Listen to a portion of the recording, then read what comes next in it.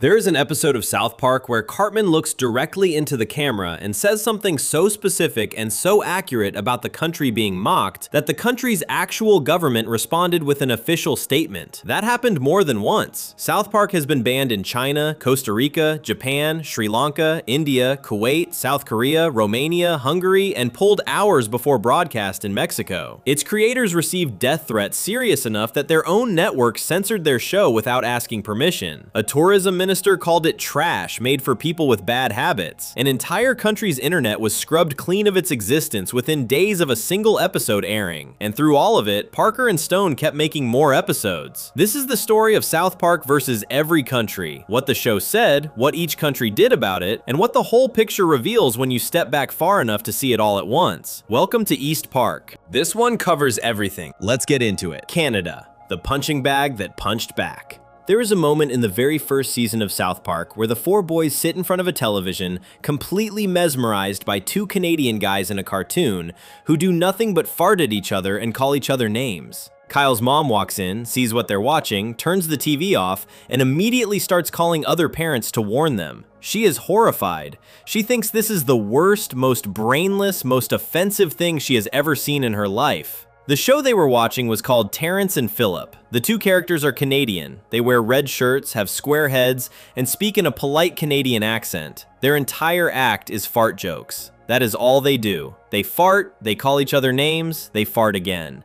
And the kids love them. Here's what makes this funny in a way that goes deeper than the surface. The parents in South Park are watching their kids be hypnotized by a brainless, offensive cartoon full of toilet humor and thinking it's a disaster. And the audience watching South Park, which is itself a brainless, offensive cartoon full of toilet humor, is doing the exact same thing as those kids. Trey Parker and Matt Stone built Canada into the show as a mirror. Everything the critics said about South Park, the show handed to Canada and said, yeah, that's us. We know. We did it on purpose. That is where this whole thing begins. Canada is not just the country South Park made fun of. Canada is the country South Park used to talk about itself. From the moment Terrence and Phillip showed up in season 1, Canada and South Park became a specific kind of place. All Canadians in the show look the same. Square heads, beady eyes, simple clothes. They all say things like sorry and a boot. Their entire country appears to have one TV channel called the Canada Channel, which plays nothing but Terrence and Phillip. Their most famous citizens are two guys who built a career out of farting, and yet Canada never actually did anything wrong. That is the quiet joke running underneath all of it. The boys in South Park love Terrence and Phillip. The adults hate them, but the adults are usually the ones who are wrong about everything. Canada just exists, being Canadian, getting roasted for it, and somehow never complaining. Parker and Stone confirmed in interviews that the Terrence and Phillip show was designed specifically as a parody of how adults and TV critics describe South Park itself. When people said South Park was just toilet humor and had no value, Parker and Stone responded by creating a show within the show that was nothing but toilet humor, and then made the kids love it and the parents hate it, which was exactly what was happening with South Park in real life. It was a joke about the criticism, made using the criticism as the raw material. The Sydney Morning Herald actually sat down and counted the fart jokes in the season 2 premiere. There were 29 in 22 minutes. That was not an accident, that was a choice. Speaking of the season 2 premiere, this is where things get interesting. The first season of South Park ended on a cliffhanger. The final episode of season 1 ended without revealing who Cartman's father was. Fans waited. The internet filled up with theories. Everyone wanted to know the answer. When season 2 began on April 1st, 1998, the show opened with a narrator saying that after a long wait, viewers were finally about to find out who Cartman's father was. Then a full 22-minute Terrence and Phillip episode played instead. The actual plot of the episode involved Terrence and Phillip traveling to Iran to rescue Terrence's daughter, while Saddam Hussein was trying to take over Canada. That's it. Cartman's dad was nowhere. The cliffhanger was not addressed at all. Fans would have to wait 3 more weeks for the answer. Comedy Central received 2,000 angry emails within a week. Some reviewers declared South Park officially dead. One critic wrote in May 1998 that the South Park phenomenon was over and pointed to this episode as proof. Matt Stone's response to the backlash? If you get that upset because you don't know who a cartoon kid's father is, something is genuinely wrong with you. The show did not die. It grew. The stunt became legendary. The episode barely airs in reruns to this day, but is one of the most talked about in the show's history, specifically because it made people furious, and Parker and Stone did not care even slightly. That is a very Canadian thing to do, it turns out. The Canada jokes continued across every season in one form or another, but the episode that said something most directly about how Parker and Stone saw Canada, and by extension how they saw their own position in the entertainment world, was Canada on Strike, Season 12, Episode 4, which aired April 2nd, 2008. The setup, Canada, feeling disrespected by the rest of the world, goes on a nationwide strike. The leader of the World Canadian Bureau, a man named Stephen Aboutman, declares that Canada wants more money. When world leaders ask where this money should come from, Aboutman's answer is, "The internet makes lots of money. Give us some of that money." Nobody can figure out what he means. The other countries' representatives are baffled. Aboutman is insulted that nobody takes him seriously and vows the strike will continue until Canada feels respected. Meanwhile, Canadians across the country begin dying of starvation because they aren't working. The rest of the world, rather than helping, quietly starts planning to convert Canada's territory into a theme park once everyone has died. American companies bring in Danish workers to replace the striking Canadians. Kyle, worried about his adopted brother Ike, who is standing outside in the Canadian cold on a picket line, tries to broker a solution. The boys decide to raise money by making a viral video. This was 2008, when YouTube was still mostly a place where random people uploaded clips of themselves and occasionally went viral for no clear reason. They film Butters singing a song. It goes hugely viral, millions of views. But when they try to collect the money, they discover there's no actual money attached to the views. This was absolutely true in 2008. YouTube had not yet built the ad revenue system that would eventually make video creators wealthy. The boys go to meet world leaders with what they've raised, theoretical dollars, which means nothing. Kyle convinces the world leaders to give Canada a consolation prize. Canada receives gumballs and coupons to a restaurant called Bennigan's. When the strike ends and everyone celebrates, Terrence and Philip crunch the numbers. Canada lost $10.4 million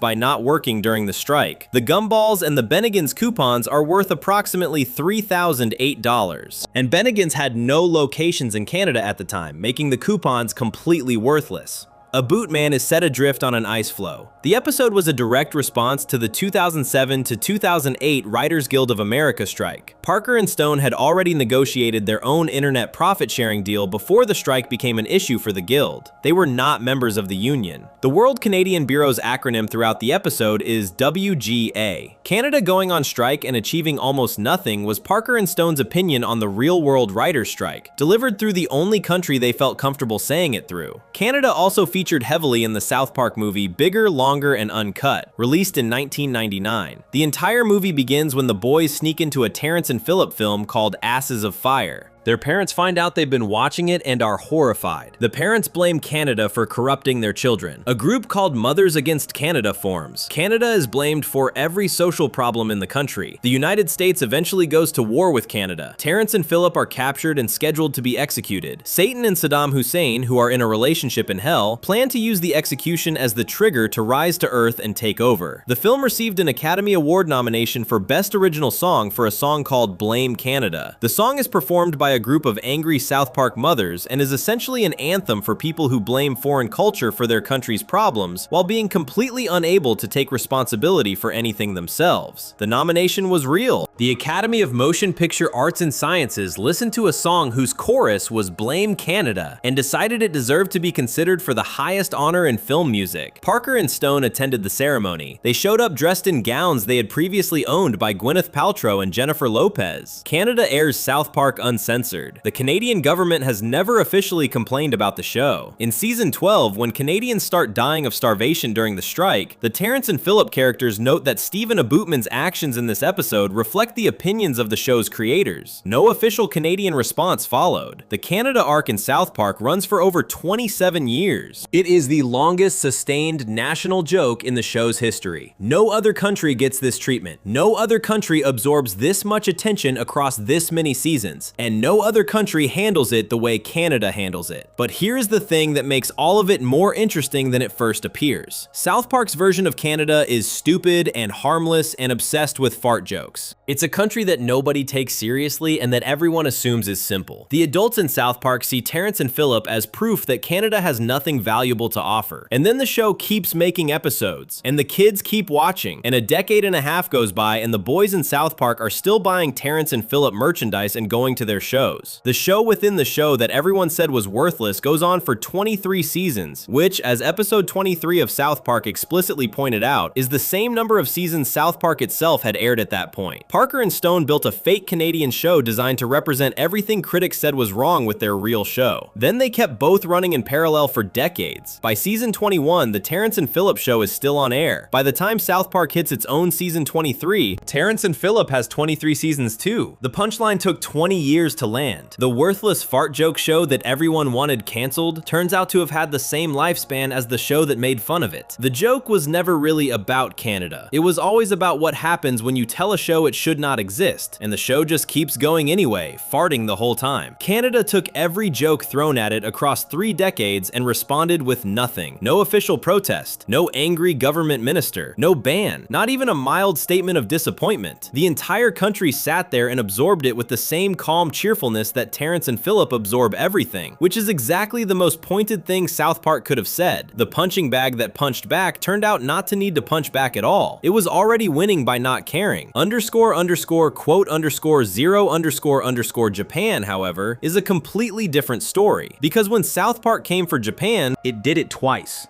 Once in 1999 and once in 2009. And the two attacks were so different from each other that they barely feel like they came from the same show. One was about American paranoia. The other was about actual whales.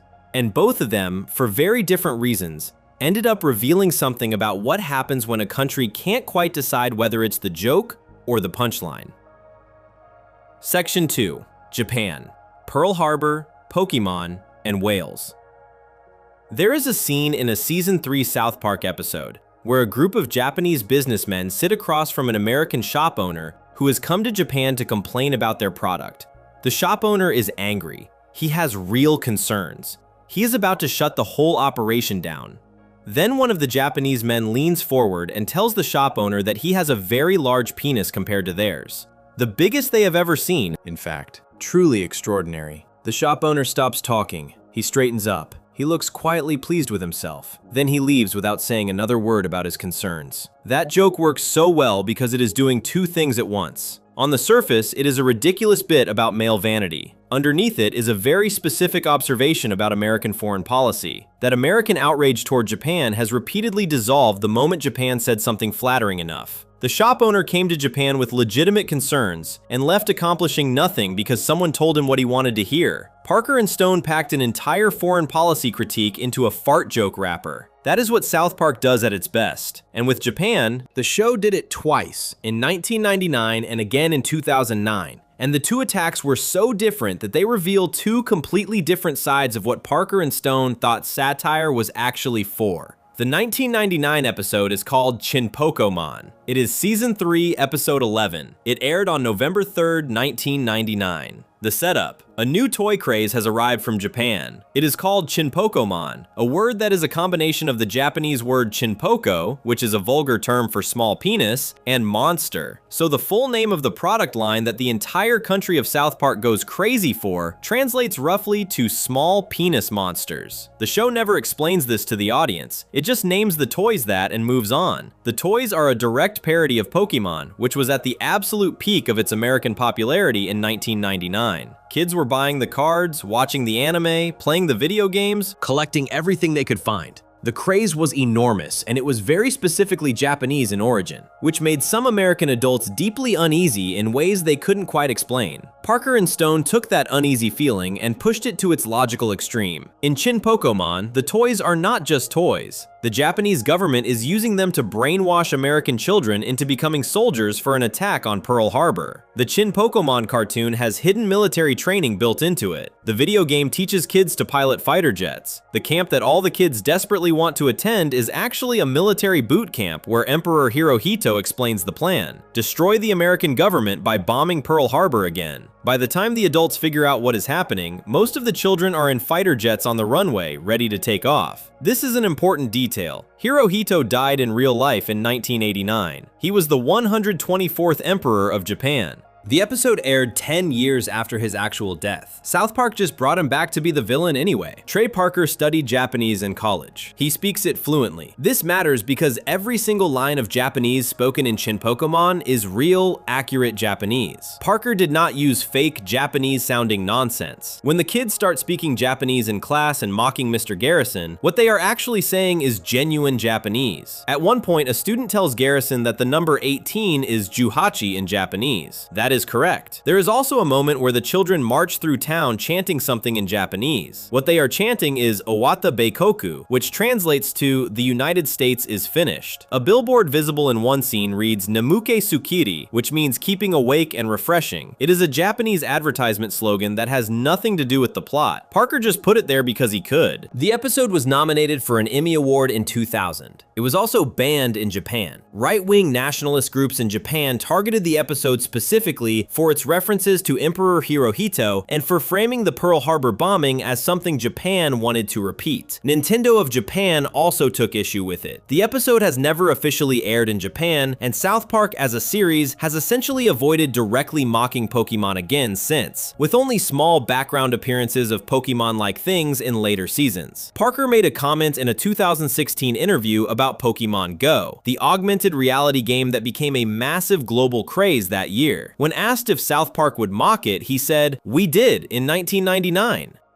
The academic world noticed Shin Pokemon too. A researcher named Giuseppe Gotti published a paper in an animation studies journal analyzing the episode in detail. The paper describes the episode as a sophisticated look at the power dynamics between American and Japanese popular culture, and notes that the show was using the Pokemon boom to explore much older American anxieties about Japanese products entering the country. It connected the episode to what scholars call yellow peril thinking, the long history of American fear that Asian countries were secretly planning to use culture, trade, or immigration to weaken the United States. That is a lot of weight to put on an episode that includes a joke about penis size running for 5 straight minutes. But both things can be true at once. The episode is genuinely that shallow on the surface and genuinely that sharp underneath it. The parents in the episode are a perfect example of this. When the adults realize something is wrong with the Shin Pokemon craze, they try to investigate. They sit down to watch the Shin Pokemon cartoon to figure out what it's teaching, but they have no idea what is going on because they have no context for any of it. They do not understand the world, the characters, the rules. It is just noise to them, so they panic and assume the worst. This is exactly how American parents responded to actual anime in the late 1990s. They saw something foreign and strange that their kids were completely absorbed by, and because they couldn't understand it, they assumed it was dangerous. South Park is making fun of that response while also, on some level, giving it a shape. Because in the episode, the parents' fear is actually correct. The toys really are a military operation. The joke is, American paranoia about Japanese culture is ridiculous and rooted in old racism. Also, what if the paranoia was right this one time? Parker and Stone do not resolve that tension. They just leave it there and let the episode end with Kenny having been dead inside his costume for an undetermined amount of time, and everyone being disgusted when his body finally decomposes and releases a swarm of rats. 10 years later, South Park came back for Japan. This time, the episode was called Whale Whores. It is season 13, episode 11. It aired October 28th, 2009. The setup is immediate and extremely visual. The Marsh family is at a public aquarium in Denver for Stan's 9th birthday. They are watching dolphins swim and interact with the crowd. Randy is enthusiastically waiting for a dolphin kiss. Then Japanese people with spears burst in and murder all the dolphins. Before leaving, they scream, "Fuck a you, dolphin!" This keeps happening. Japanese people attack aquariums across the country. They kill dolphins at the Baltimore Aquarium. They kill beluga whales at the Atlanta Zoo. During a live NFL game between the Kansas City Chiefs and the Miami Dolphins, the Japanese storm the field and kill the Miami Dolphins team. The scoreboard still shows the game stats. It does not matter. The Dolphins are dead. The reason for all of this, revealed later in the episode, Japan was told by the American government that a dolphin and a killer whale piloted the plane that dropped the atomic bomb on Hiroshima. The government fabricated this story and showed Japan a photograph as proof. Japan was so grateful for this information that they surrendered immediately, ending World War II. Since then, Japan has been systematically hunting whales and dolphins as revenge. This is obviously not historically true. The bomb was dropped by a plane called the Enola Gay, piloted by human beings. Japan did not surrender the day after Hiroshima. They surrendered several days after a second city, Nagasaki, was bombed. South Park acknowledges none of this because accuracy is not the point. The point is that Japan's real-world whale hunting is being given a fictional explanation that is just as extreme as the hunting itself feels to the outside world. Stan, horrified by what he is seeing, decides to do something about it. He finds out about a television show called Whale Wars. This was a real show on Animal Planet hosted by a man named Paul Watson, which filmed Watson and his crew attempting to stop Japanese whale hunting by sailing alongside the whaling ships and throwing containers of rancid butter at them. Stan joins Watson's crew. He is immediately disappointed. Their method of fighting Japanese whalers is throwing stinky butter. That is it. They make the whaling ships smell bad. This is their strategy for saving whales. Watson is then killed by a whaling harpoon. Stan takes over as captain and makes things actually work. The show becomes a massive television success. Cartman and Kenny, who earlier told Stan they did not give two things about stupid whales, show up immediately and insist they have always cared about whales. When Stan's crew is eventually captured and brought to Japan, Stan meets with the Emperor and Prime Minister and tries to explain that whales and dolphins did not actually bomb Hiroshima. He wants to tell the truth, but Cartman stops him and points out that if the Japanese find out the truth, they will shift their hunting to whoever actually did bomb Hiroshima, the Americans. So Kyle, back home, creates a new doctored photograph. In this photo, the animals in the cockpit of the Enola Gay are replaced with a cow and a chicken. Stan presents this to the Emperor and Prime Minister as the real original photo. Japan immediately becomes furious at cows and chickens. They drop all whale and dolphin hunting. They begin systematically attacking farms across Japan, killing cows and chickens with the same intensity they had previously directed at sea creatures. The episode ends with Randy telling Stan that he has done a great job making the Japanese normal, like us, as the screen shows Japanese people storming a farm and violently slaughtering livestock. Paul Watson, the real man who was depicted being killed by a harpoon and then described as an incompetent media whore on Larry King's show, was asked about the episode after it aired. He said he was not offended. He said he was glad South Park had brought attention to the issue of Japanese whale hunting to a large audience. Parker and Stone were not happy about this response. Their stated intention with the episode was not to support Watson or the animal rights movement. They found Watson's methods ridiculous and his television show opportunistic. They made the episode specifically to make fun of Watson and performative environmentalism, the kind of activism that is more concerned with being on television than with actually stopping anything. The fact that animal rights groups praised the episode as a victory for their side was, according to Parker and Stone, missing the point entirely. The episode was nominated for a Genesis Award, which is given to media that raises awareness about animal welfare. It lost to a Family Guy episode. The episode has an 8.1 rating on a major review site. The joke about the Miami Dolphins, the NFL team, not the animals, being killed alongside actual dolphins consistently shows up in fan discussions as one of the episode's most celebrated moments. The fact that Japanese culture also has fans inside Japan who appreciated the episode for its accurate depiction of how Western environmentalists sometimes look to Japanese audiences has also been noted online. The two Japan episodes sit 10 years apart and pull in almost opposite directions. Shin Pokemon is about American paranoia. It takes American fear of Japanese cultural power and makes it real, then asks whether making it real makes the fear more or less embarrassing. The answer is both. The Japanese in that episode are genuinely doing what the Americans feared, using toys to run a military operation. But the Americans are only saved because their children are too fickle to stay interested in any one thing for more than a few weeks. The country is saved by short attention spans. Whale Whores is about actual behavior. Japanese whale hunting was real and ongoing at the time of the episode. The show did not invent the controversy or exaggerate it for dramatic effect. It gave the hunting a fictional origin story, but the hunting itself was not fictional. The episode takes a genuine real-world issue and uses absurdity to make an argument. That performative opposition to the issue, throwing butter at ships, making good television, staging confrontations for cameras, is not the same as stopping the issue. Both episodes got banned somewhere. Shin Pokemon got banned in Japan for making fun of the Emperor and Pearl Harbor. Whale Whores avoided a Japanese ban partly because, as several Japanese fans noted online, the episode also mocked Paul Watson and Western activism in ways that actually resonated with some Japanese viewers who felt their culture was constantly being lectured at by foreigners with no real understanding of it. Two episodes about the same country 10 years apart, landing completely differently in that country and in America for completely different reasons. That is a lot of range for a show that started as fart jokes. Before we move on, if you're enjoying this analysis, please consider subscribing. It helps the channel tremendously. China never had that kind of range. With China, Parker and Stone were not playing both sides or leaving anything ambiguous. When South Park came for China, it came with everything it had. It knew exactly what it was doing, and it knew exactly what it was going to lose. The episode they made is the only one in the show's history where the people making it could calculate the financial cost of the joke before the joke aired, and they aired it anyway.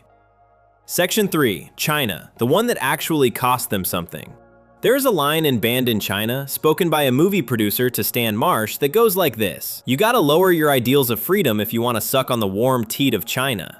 That line is not a joke. It is dressed up as one, delivered in a cartoon, surrounded by absurd plot points involving a marijuana farm and a death metal band. But the thing it is describing is completely real and was happening in Hollywood at the exact moment the episode aired. Studios were rewriting scripts, directors were cutting scenes, actors who had said the wrong thing about China were being quietly removed from projects. The entire American entertainment industry had looked at how many people lived in China, done the math on how much money that represented, and decided that some things were not worth saying out loud anymore. Parker and Stone decided to say all of it, out loud, on purpose, in the 299th episode of their show. And then China erased them from the internet. Banned in China is season 23, episode 2. It aired on October 2nd, 2019. The episode has two storylines running at the same time. In the first, Randy Marsh, Stan's father, a man who had spent the previous season building a marijuana farm called Tegrity Farms, decides to travel to China to expand his business. Randy's reasoning is straightforward. There are a lot of people in China. If even a tiny percentage of them buy his product, he will make an enormous amount of money. Randy lands in China and is immediately arrested at the airport. Marijuana is illegal in China. He is sent to a labor camp that looks exactly like the camps China has been using in its Xinjiang region to hold large numbers of Muslim citizens for political reasons. While in the labor camp, Randy meets a fellow prisoner, Winnie the Pooh. Winnie the Pooh is in prison because internet users had been sharing memes that compared the cartoon bear's round face to the face of Chinese President Xi Jinping. China found this comparison offensive. In 2018, China officially banned Winnie the Pooh from new media. The Christopher Robin film, which featured the character, was not released in China that year. The episode depicts Pooh as a genuine prisoner, sitting in a labor camp, having been put there by the government for being a cartoon bear that looked too much like the leader. Randy is eventually brought before a Chinese court. He tells the court that the Chinese government lacks tegrity, his personal term for integrity, a word he had been using throughout the previous season as a measure of whether someone is being honest about who they are and what they believe. The court is not moved. Randy remains in prison. The second storyline follows Stan. He has formed a death metal band called Crimson Dawn. The band plays at a local festival. A music producer sees them and wants to make a biographical film about the band. This was a reference to the wave of musician biopic films that were popular around 2019, including Bohemian Rhapsody and Rocket Man. Stan is excited. He desperately wants to leave Tegrity Farms and do something of his own. This feels like his chance. Then the producer explains that for the film to be released in China, which had become the largest movie market in the world, meaning studios needed Chinese approval to make a film financially successful, certain things would have to be removed or changed. References to the Dalai Lama? Gone. Any mention of Winnie the Pooh? Gone. Any suggestion of organ harvesting by the government? Gone. Any depiction of homosexuality? Gone. Any mention of a country being free? Gone. Every single one of those is a real topic that China has actually banned from films seeking Chinese distribution. The episode did not make up the list. As Stan tries to write the script, a Chinese government censor stands literally behind his shoulder in his bedroom, reading every word and erasing anything that does not pass. Stan eventually tells his bandmates that the only film China will accept is something completely empty of meaning, something, as he puts it, vanilla and cheesy. He cannot bring himself to do it. He says directly that anyone who would betray their ideals just to make money in China is not worth anything at all. Kyle and Cartman returned during the episode from an immigration detention center where they had been held since the previous episode, providing a brief moment where the show acknowledges its other ongoing storylines before moving back to the main point. Mickey Mouse appears in the episode as a corrupt executive who is deeply invested in keeping China happy. He has one of Disney's own characters, Winnie the Pooh, banned from appearing in any new content and ultimately arranges for Pooh to be executed executed so that China will approve Disney's upcoming projects. Randy, who has also been trying to survive the labor camp, ends up killing Winnie the Pooh with his own hands in order to make a trade deal work. He is covered in honey and blood when Stan finds him. The episode is making a clear argument. Mickey Mouse represents Disney. Disney had been one of the most visible examples of a major American company changing its content and behavior to maintain access to the Chinese market. By having Mickey Mouse personally arrange the death of Winnie the Pooh, who was in prison for being compared to Xi Jinping, the episode was connecting Disney's business decisions directly to the political suppression happening inside China. The episode aired on a Wednesday night. By the end of that week, South Park had been erased from the Chinese internet. Every episode that had previously been available on Chinese streaming platforms disappeared. The service Youku, which is owned by the Chinese company Alibaba, removed all South Park content. The social media platform Weibo, which functions similarly to Twitter and has billions of posts, showed 0 mentions of South Park when searched. Not reduced mentions, 0. The South Park thread on Baidu's Tieba platform, which is China's largest online discussion board, displayed a message that read, "According to the relevant law and regulation, this section is temporarily not open."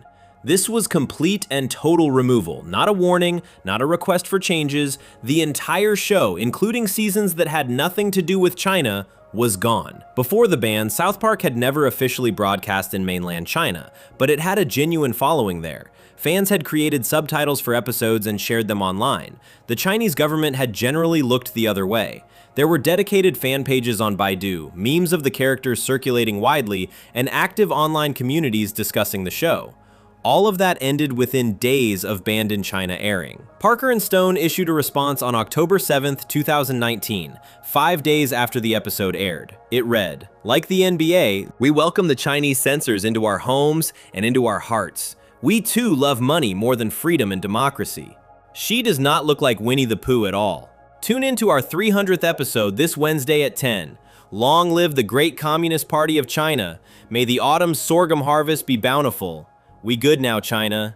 The reference to the NBA was deliberate and timely. Just days before, the general manager of the Houston Rockets basketball team had posted a tweet expressing support for pro-democracy protesters in Hong Kong. The NBA had responded by essentially apologizing to China and distancing itself from the tweet.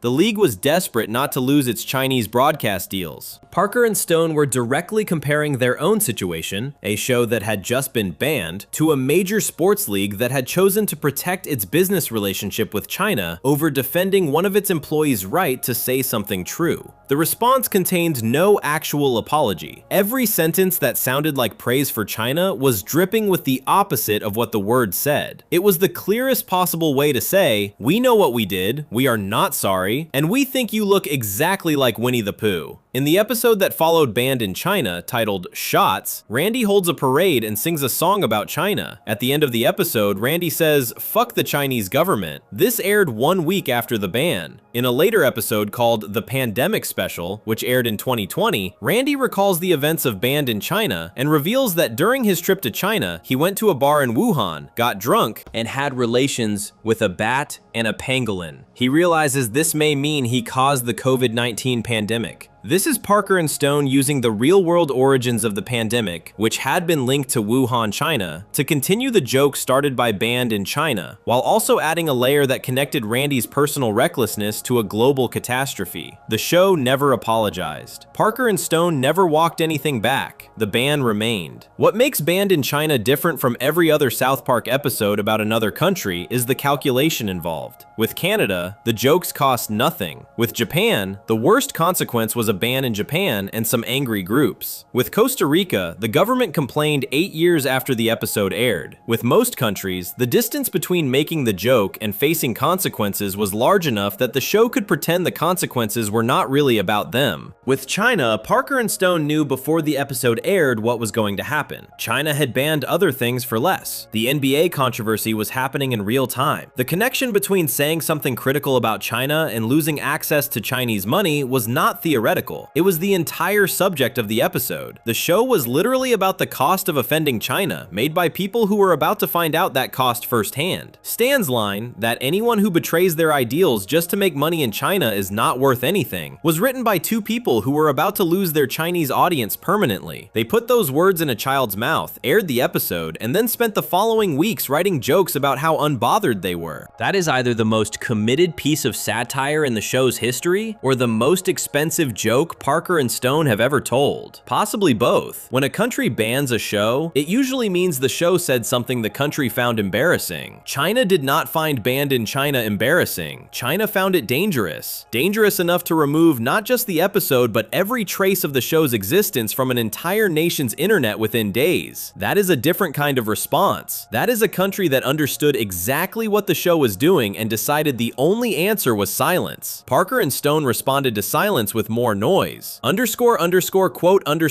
__. The next section is about a country that did the opposite of China, a country whose government did not respond quickly, did not respond forcefully, and waited 8 full years before saying anything at all. And when they finally spoke, they called South Park trash made for people with bad habits. The country was Costa Rica, and the episode that set them off was built entirely from Trey Parker's own personal bad vacation. Section 4, Costa Rica. When a country's tourism minister responded, there is a specific kind of insult that lands harder than a calculated one. It is the insult that was not really meant for you. The insult that was just someone talking about their own bad day and you happened to be in the room. Costa Rica got that insult. Trey Parker went on a trip to Costa Rica. He hated it. He came home and wrote an episode about it. The episode aired in 1999. Costa Rica found out about it in 2007. Their tourism minister went on record calling South Park trash made for people with low education and bad habits. Then the episode got banned across Latin America in 2011, 12 years after it first aired in America. That is the timeline. That is how long it took for one man's bad vacation to become an international incident. Rainforest Schmainforest is Season 3, Episode 1. It is the 3rd season premiere of South Park. It aired April 7th, 1999. The setup. The boys misbehave in class and are punished by being forced to join a traveling children's choir called Getting Gay with Kids. The choir is led by a teacher named Miss Stevens, voiced by Jennifer Aniston, who was at the time one of the most famous people in the world due to her role on the TV show Friends. The choir's mission is to travel to Costa Rica and perform concerts to raise awareness about saving the rainforest. Cartman does not want to go. On the bus ride, he says, "The nightmare begins." This is important context. Trey Parker wrote every word Cartman says about Costa Rica and the rainforest in this episode directly from his own personal feelings. He said this himself on the DVD commentary. He did not create a character to express a fictional view. He handed his own genuine opinion to Cartman and filmed it. Parker explained that Flea, the bass player from the Red Hot Chili Peppers, talked him and his girlfriend into going to Costa Rica as part of a rainforest conservation event. Parker went. He hated every part of it. The rainforest, the country, the experience, all of it. He came home and turned the whole trip into a South Park episode.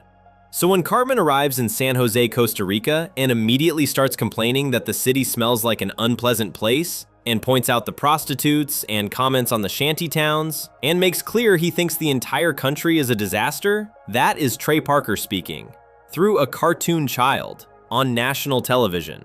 The episode does not soften this. Cartman's view of Costa Rica is presented as extreme and inappropriate, but the episode does not really argue against it either. The rainforest turns out to be genuinely dangerous. Their tour guide is killed and eaten by a coral snake while in the middle of explaining that snakes are more scared of humans than humans are of them. The group gets lost. They are captured by a tribe of indigenous people. They encounter armed guerrilla fighters who are about to kill them because they hate Americans. Miss Stevens begins the trip as a passionate believer in saving the rainforest. She ends it having been tied to 2 posts as a sacrifice and then rescued by the construction workers Cartman found. Those construction workers are in the process of cutting the rainforest down with bulldozers. Cartman's solution to the crisis, the thing that saves everyone, is finding the deforestation crew and bringing them back to destroy the things that were threatening the choir. He is the hero of the episode, and his reward is watching the rainforest get knocked down. The choir's final performance, the one they give after surviving all of this, has entirely new lyrics. Instead of singing about how important the rainforest is, they sing, "There is a place called the rainforest that truly sucks. Let us knock it all down and get rid of it fast." The new lyrics also include, "You only fight these causes because caring sells. All you activists can go do something rude to yourselves." Jennifer Aniston's character ends the episode having completely abandoned her belief in the cause she came to Costa Rica to support. The rainforest broke her. The episode aired in 1999 and caused almost no reaction in Costa Rica at the time. Latin American audiences got the episode a few years later, and again, no major response. Brazil got it in 1999 on MTV Brazil. The rest of Latin America received it not long after through a dubbed version. People watched it, life continued. Then, in February 2007, 8 years after the episode first aired in the United States, the Costa Rican government noticed. The specific details that caused the response were Cartman's comments about San Jose smelling like an unpleasant place, and the episode's depiction of Costa Rica as a country defined by prostitution, poverty, and disorder. The Costa Rican government was reportedly not amused. The phrase "reportedly not amused" is doing a lot of work there. The actual response was significantly stronger than that phrase suggests. Tourism Minister Carlos Benavides made an official statement. He said South Park should be treated like the trash it is. He said it was a program of that nature on a channel designed for people with a poor upbringing and bad habits. He called it rubbish. He was, to put it plainly, furious. Parker and Stone did not respond. They read the statement in the news, the same way everyone else did, and said nothing publicly. This is consistent with how they handle most international criticism. They tend not to engage with the specific complaint and let the episode speak for itself. Environmental activists also spoke out. Several organizations said the episode had inspired real apathy toward rainforest conservation efforts, that people who watched it absorbed Cartman's attitude and used it as permission to stop caring about the issue. This is a more serious accusation than the tourism minister's complaint, because it is making a claim about actual consequences rather than just hurt feelings. Whether it is true is hard to measure, but the accusation was made. The ban came in 2011. 12 years after the episode aired in America, it was officially banned from Latin American television. This is one of the longest delays between an episode airing and being banned in South Park history. Most bans happen within weeks or months of an episode airing. Costa Rica took over a decade to get there. A new version of the episode was produced, a toned-down redub, which means certain lines were replaced with less offensive versions. The most direct attacks on Costa Rica were softened. This redubbed version was made specifically to get the ban lifted, so the episode could return to Latin American airwaves. The ban was eventually lifted and the softer version aired. The original version remains available on DVD and on streaming platforms in the United States. The president of Costa Rica when the episode originally aired in 1999 was Miguel Ángel Rodríguez, who served from 1998 to 2002. The character who appears as the Costa Rican president in the episode looks nothing like him, though the episode does include him as a character who does not speak English and communicates through Mr. Mackey, who translates in Spanish. Also in the episode, actor Tony Danza appears randomly in the rainforest during a thunderstorm. He was best known at the time for his role on the sitcom Who's the Boss? There is no explanation given for why Tony Danza is in the Costa Rican rainforest. He is simply there, briefly, during a thunderstorm, and then gone. What makes the Costa Rica episode interesting beyond its controversy is what it says about how Parker and Stone see the relationship between personal experience and satire. Most South Park episodes are built from news stories, cultural trends, or things Parker and Stone found funny or worth mocking in the world around them. The Costa Rica episode is different. It is built from one man's personal bad experience on a trip he did not want to take. Parker did not go to Costa Rica as a researcher. He went because a friend convinced him to. He had a bad time. He came home and put his bad time on television. The episode's actual target is not really Costa Rica. The target is performative environmentalism, the kind of activism where caring about the rainforest is a personality trait and a social performance rather than something connected to real action or real understanding.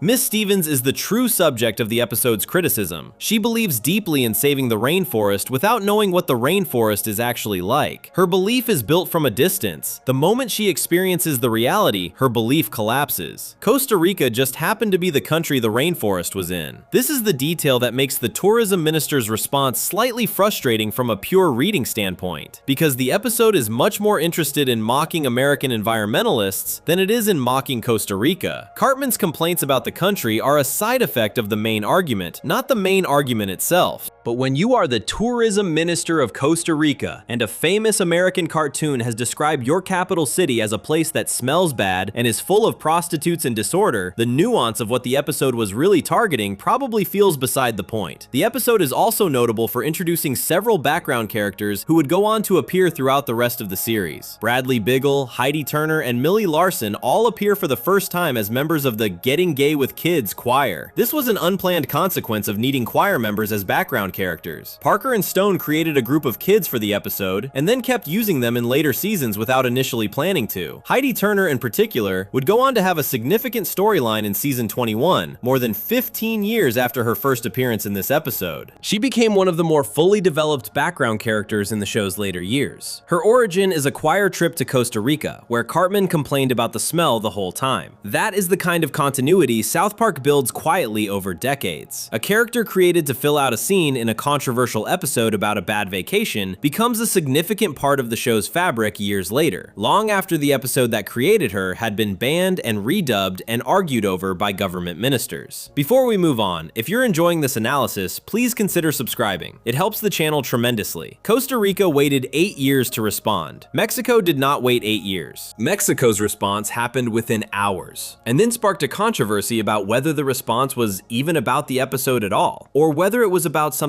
much more politically specific that the network did not want to admit out loud. Section 5. Mexico. The episode pulled hours before broadcast. There is a specific kind of cover story that everyone knows is a cover story. The person telling it knows you know. You know they know you know. But everyone keeps the fiction going because admitting the truth out loud would cause more problems than the lie. Mexico's official explanation for pulling a South Park episode hours before it was scheduled to air was about a flag permit. Nobody believed the flag permit explanation. Not the fans, not the journalists, not the South Park creators, not, in all likelihood, the people giving the explanation. But the permit story was the story that was told, the story that was officially on record, and the story that technically made the whole situation about paperwork rather than politics. What it was actually about was a cartoon depiction of a sitting president spending alien money on water parks. Pinewood Derby is season 13, episode 6. It aired in the United States on April 15, 2009.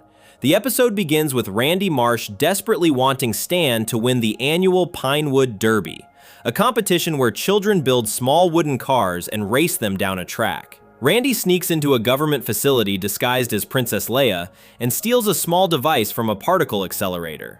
He installs the device in Stan's car. At the race, the car moves so fast it breaks through the barrier of what physics allows, reaches what scientists call warp speed, and tears open the fabric of space. This attracts an alien. The alien is a criminal who has stolen a large amount of money from an institution called the Universal Bank. He needs Randy and Stan to rebuild what happened so he can escape. Randy and Stan instead kill the alien and take his money, which the show calls space cash. Rather than report any of this to the alien police, who show up looking for both the alien and the money, Randy convinces every world leader on Earth to go along with the cover-up. He splits the space cash between all the nations of the world. Every country gets a share. Every country agrees to lie to the alien police and pretend nothing happened. This is where Mexico enters the episode. Mexico's president at the time of the episode was Felipe Calderón, who had been in office since 2006. Calderón had built his public image around being fiscally responsible. His unofficial title, which he used in public appearances and which his supporters repeated often, was the Employment President. He wanted to be known as someone who was careful with money and focused on creating economic stability for Mexico. In Pinewood Derby, the character representing Mexico's president is shown spending his share of the space cash on enormous, pointless water parks. He is throwing money around with no concern for consequences, doing exactly the opposite of what the real Calderón wanted to be known for. The episode also features Russia's Vladimir Putin and the United Kingdom's Gordon Brown as world leaders who participate in the cover-up. Finland is depicted as the one country that cannot be convinced to lie, and as a result, the rest of the world destroys Finland in a nuclear attack to keep them quiet. Randy's line when he realizes Finland is about to talk. He tells the other leaders that someone who speaks Spanish should yell at Mexico because they are going to ruin everything. The episode was scheduled to air on MTV Latin America on February 8, 2010, nearly a year after its American premiere. It had been advertised extensively for 1 full week before the broadcast date. South Park fans across Latin America knew it was coming. They had seen the promotions, they were ready to watch. A few hours before the scheduled broadcast time, MTV Latin America pulled the episode. They replaced it with a different South Park episode called The Ring. The official explanation from MTV: they had not obtained the necessary permit to show Mexico's national flag on television. Mexican law, specifically a law about national symbols, requires anyone who wants to display the country's flag in a commercial broadcast to get prior approval from a government authority. The flag appeared in the background behind the Mexican president character during his scenes in the episode. MTV said the permit had not arrived in time. Mexican South Park fans were immediately skeptical. Some organized protests outside MTV offices in Mexico City. They argued that the permit explanation was a convenient excuse to avoid airing an episode that depicted their president in a way that could embarrass him politically. Their argument had some weight to it. The episode had been in MTV's possession for months. The network had advertised it heavily for a week. A permit application for a flag that appears briefly in the background of a cartoon episode is not a complex or lengthy process. The idea that this permit had not been obtained despite weeks of preparation, and that this was only discovered hours before the scheduled airtime, struck many viewers as implausible. The real concern, according to those viewers and the journalists who covered the story, was the depiction of Calderón specifically. He was at a politically sensitive point in his presidency. The image of Mexico's leader blowing government money on luxury projects was the opposite of everything he had spent years building as his public reputation.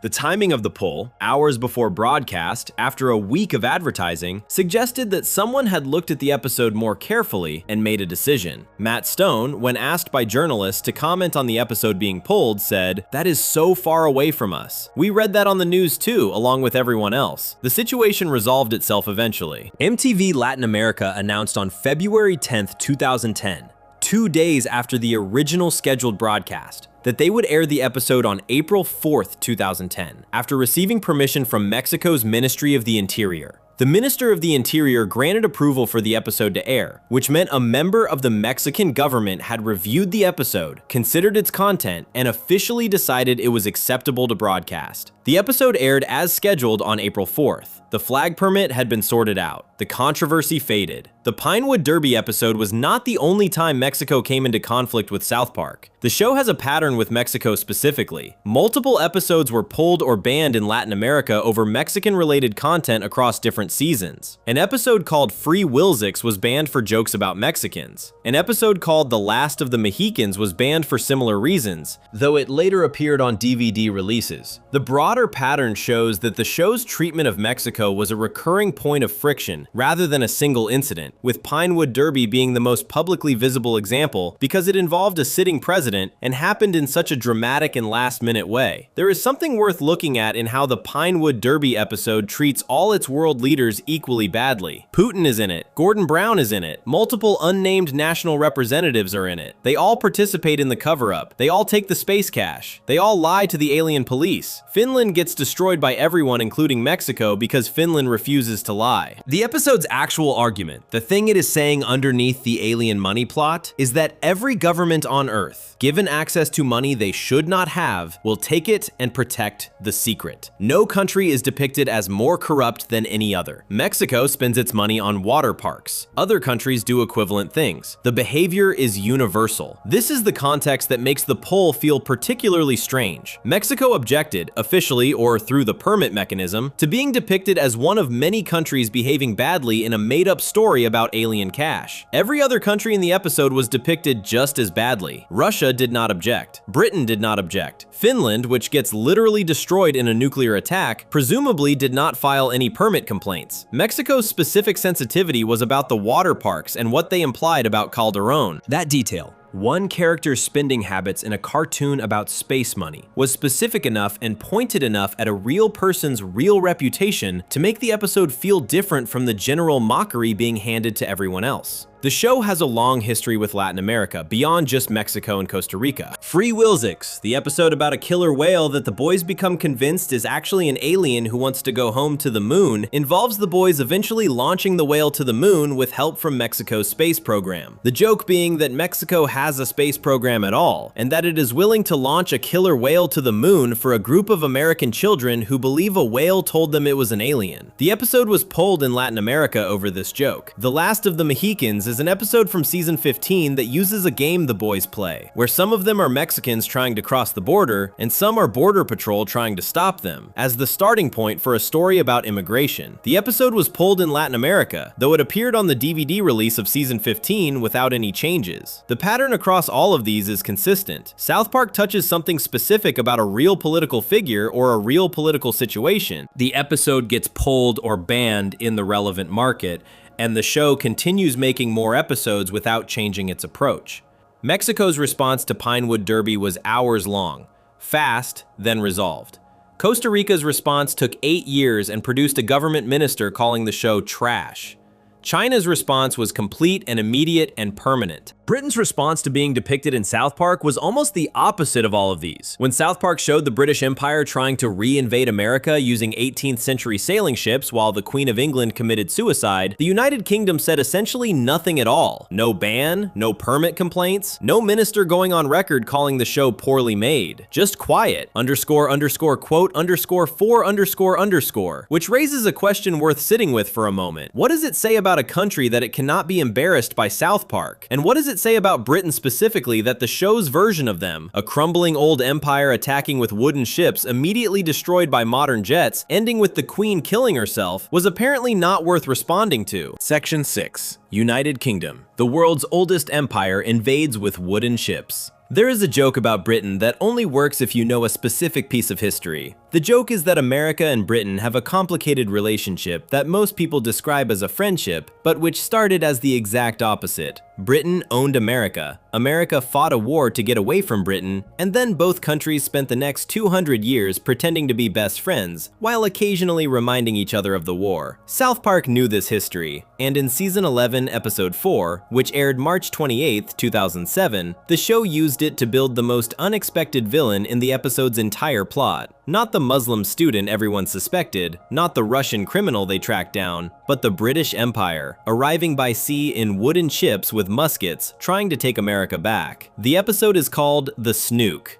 And the fact that Britain said absolutely nothing about it afterward is, in its own way, the most interesting part of the whole thing. The Snook is built as a direct parody of the television show 24, which was one of the most popular shows on American television at the time. 24 followed a government agent named Jack Bauer who would race against the clock to stop terrorist attacks, usually involving nuclear weapons hidden in unexpected places. The show was famous for its tension, its real-time format, and its willingness to depict graphic violence in service of stopping threats to America. South Park takes this format and runs it through Cartman. The episode begins with Miss Garrison introducing a new student to the class. His name is Bahir Hassan Abdul Hakim. He is Muslim. Cartman immediately panics, leaves the room, and begins a full counterterrorism investigation based entirely on the assumption that a Muslim student joining his class must be connected to a terrorist plot. Cartman calls Kyle, who is homesick, and asks him to research Bahir's social media page for suspicious activity. Kyle finds something that looks suspicious. Bahir listed his favorite band as the White Stripes on his page, but told people in class his favorite band was Blink-182. Cartman treats this inconsistency as proof of terrorist activity. From this point, the episode follows the structure of 24 exactly. Cartman contacts the police, who contact the FBI, who contact the CIA, who contact Homeland Security. A chain of agencies gets involved. A bomb-sniffing pig is brought in. Hillary Clinton, who was at the time running for the Democratic presidential nomination and was scheduled to campaign in South Park that day, becomes central to the plot when the bomb-sniffing pig picks up traces of a nuclear device from her person. The CIA determines that terrorists have placed the device inside Hillary Clinton. This device is referred to throughout the episode using words that are all variations of a vulgar term for a specific part of female anatomy. The episode does not shy away from this. The word is used repeatedly and enthusiastically. The investigators have to send an agent inside Clinton to find and disarm the device. The agent sent in does not survive. Meanwhile, the investigation continues. Kyle, working from home on his computer, traces the actual source of the plot. He follows a series of leads and finds a Russian criminal named Vladimir who is connected to the operation. Vladimir is tracked down and interrogated. Under pressure, Vladimir reveals who hired him. It was the British. The British government, operating through intermediaries, had planted the device as part of a plan to invade America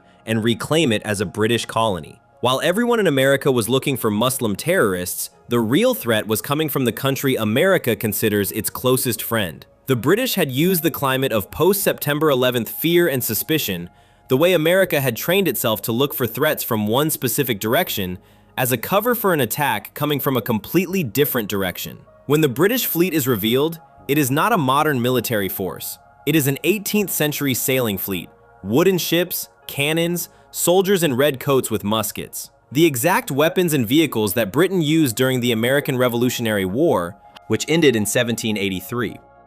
The British are attempting to reinvade America using military equipment that is more than 200 years out of date.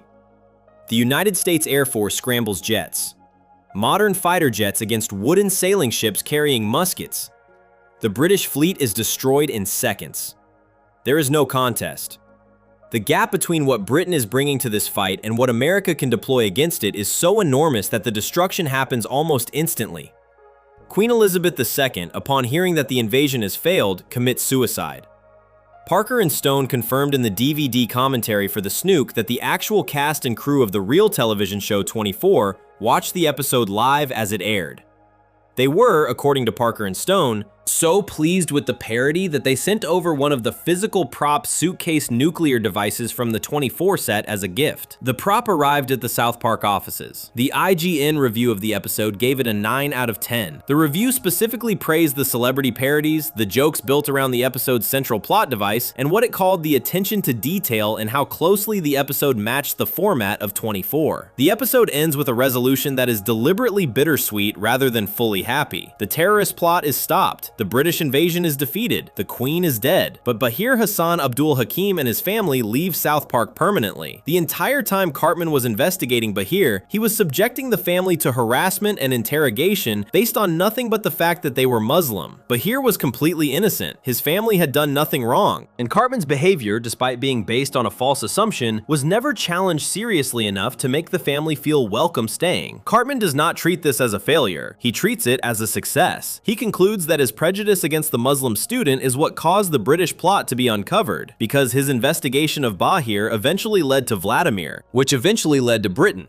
He takes credit for saving the day. He is proud of what he did. Kyle gives his standard end-of-episode speech about what they all learned. In this case, he says something about not automatically assuming that a group of people are terrorists. Cartman immediately points out that his suspicion of Bahir is the exact reason they found the real plot at all. Kyle has no clean answer for this. The episode does not give him one. The Snook is doing something specific that is easy to miss when the episode is primarily described as a parody of 24 or a joke about Hillary Clinton. The episode is making an argument about what happens when a country trains itself to be afraid of one thing so completely that it stops being able to see threats coming from any other direction. In the years after September 11th, 2001, American security culture became intensely focused on a specific profile of threat: Muslim, Middle Eastern, carrying something hidden. Every airport, every public building, every news report operated around this profile. The culture had genuinely organized itself around the assumption that danger looked a certain way. The Snook points at this assumption and asks, what if someone who did not fit that profile was using the assumption as cover? What if the oldest enemy, not a new threat from a foreign religion, but the original enemy, the one that predates America itself, was walking right through the front door while everyone looked the other way? The answer the episode gives is darkly funny. Britain was right there the whole time, in plain sight, trying to take the country back with weapons that had been obsolete for 2 centuries. And nobody noticed because nobody was looking for wooden ships. The Muslim student's family paid the price for this. They were the ones subjected to Cartman's investigation. They were the ones who left. Britain sent a fleet of wooden ships and lost. Bahir's family sent a kid to 4th grade and also lost. Britain said nothing about this episode. No government statement, no angry minister, no permit issues with the depiction of the Queen, no ban. The episode aired. The Queen of England was depicted committing suicide on screen. The British fleet was destroyed in seconds by American jets, and Britain responded with complete silence. This silence is worth more than most responses would have been. Mexico responded within hours over a cartoon of their president spending alien money on water parks. Costa Rica's tourism minister went on record 8 years later calling the show trash. China erased the show from the internet within days. Britain watched South Park depict the Queen killing herself after a failed invasion attempt with 18th century ships and said nothing. This is either extraordinary confidence or extraordinary indifference, and from the outside it is very hard to tell which. rich. There is an argument that the most dignified response to South Park has always been the Canadian one. Absorb every joke, say nothing, keep going. Britain, without planning to, applied the same strategy to the Snook. The Queen died on screen. Britain moved on. Parker and Stone have never publicly said why they chose Britain as the hidden villain of the Snook rather than any other country, but the logic tracks through the episode clearly enough. If you want to make a point about America's blind spots, you choose the one threat America is most completely unable to see because it is hiding behind 200 years of being called a friend. Before we move on, if you're enjoying this analysis, please consider subscribing. It helps the channel tremendously. Germany's experience with South Park was nothing like Britain's. Germany did not get to be the hidden villain of a clever episode about suspicion and history. Germany got called the least funny people in the world at a school comedy awards show, responded by building a robot that tried to destroy all of humanity, and watched as the entire situation was resolved by giving the robot a comedy award and creating a logical loop that melted its circuits. Which is, when you think about it, either the least or the most German possible ending to a South Park episode, depending entirely on how funny you think you are. Section 7. Germany, the funniest unfunny country there is. A stereotype about Germans that has existed in English-speaking comedy for a very long time. The stereotype goes like this: Germans are not funny. They are efficient, serious, precise, and hardworking, but they do not have a sense of humor. If you tell a German a joke, they will analyze it, identify why it is supposed to be funny, and then explain that analysis back to you without laughing. This stereotype is itself not very funny, which is something South Park noticed. In season 15, episode 2, which aired May 4th, 2011, South Park took the Germans are not funny stereotype, handed it to a disabled kid named Jimmy, who hosts a school comedy awards show, and watched as the Germans responded by building a robot that told jokes, became the most famous comedian in the world, and then tried to destroy all of human life as the ultimate punchline. The episode is called Funny Bot. It is the second episode of season 15. It aired for the first time in May, which was notable because South Park had not premiered a new episode in May since season 10, 5 years earlier. The episode was written and directed by Trey Parker. It received a 6.4 rating on a major review site. Several critics found it not particularly funny. The irony of an episode about German humorlessness being received as not very funny was either completely accidental or the most German thing South Park has ever done. The episode begins with Jimmy Vollmer, one of the recurring characters at South Park Elementary, who has a physical disability that affects his speech and movement, and who also happens to be the most naturally gifted comedian among the main group of kids, handing out flyers in the school hallway. He is organizing the special education department's first annual comedy awards show.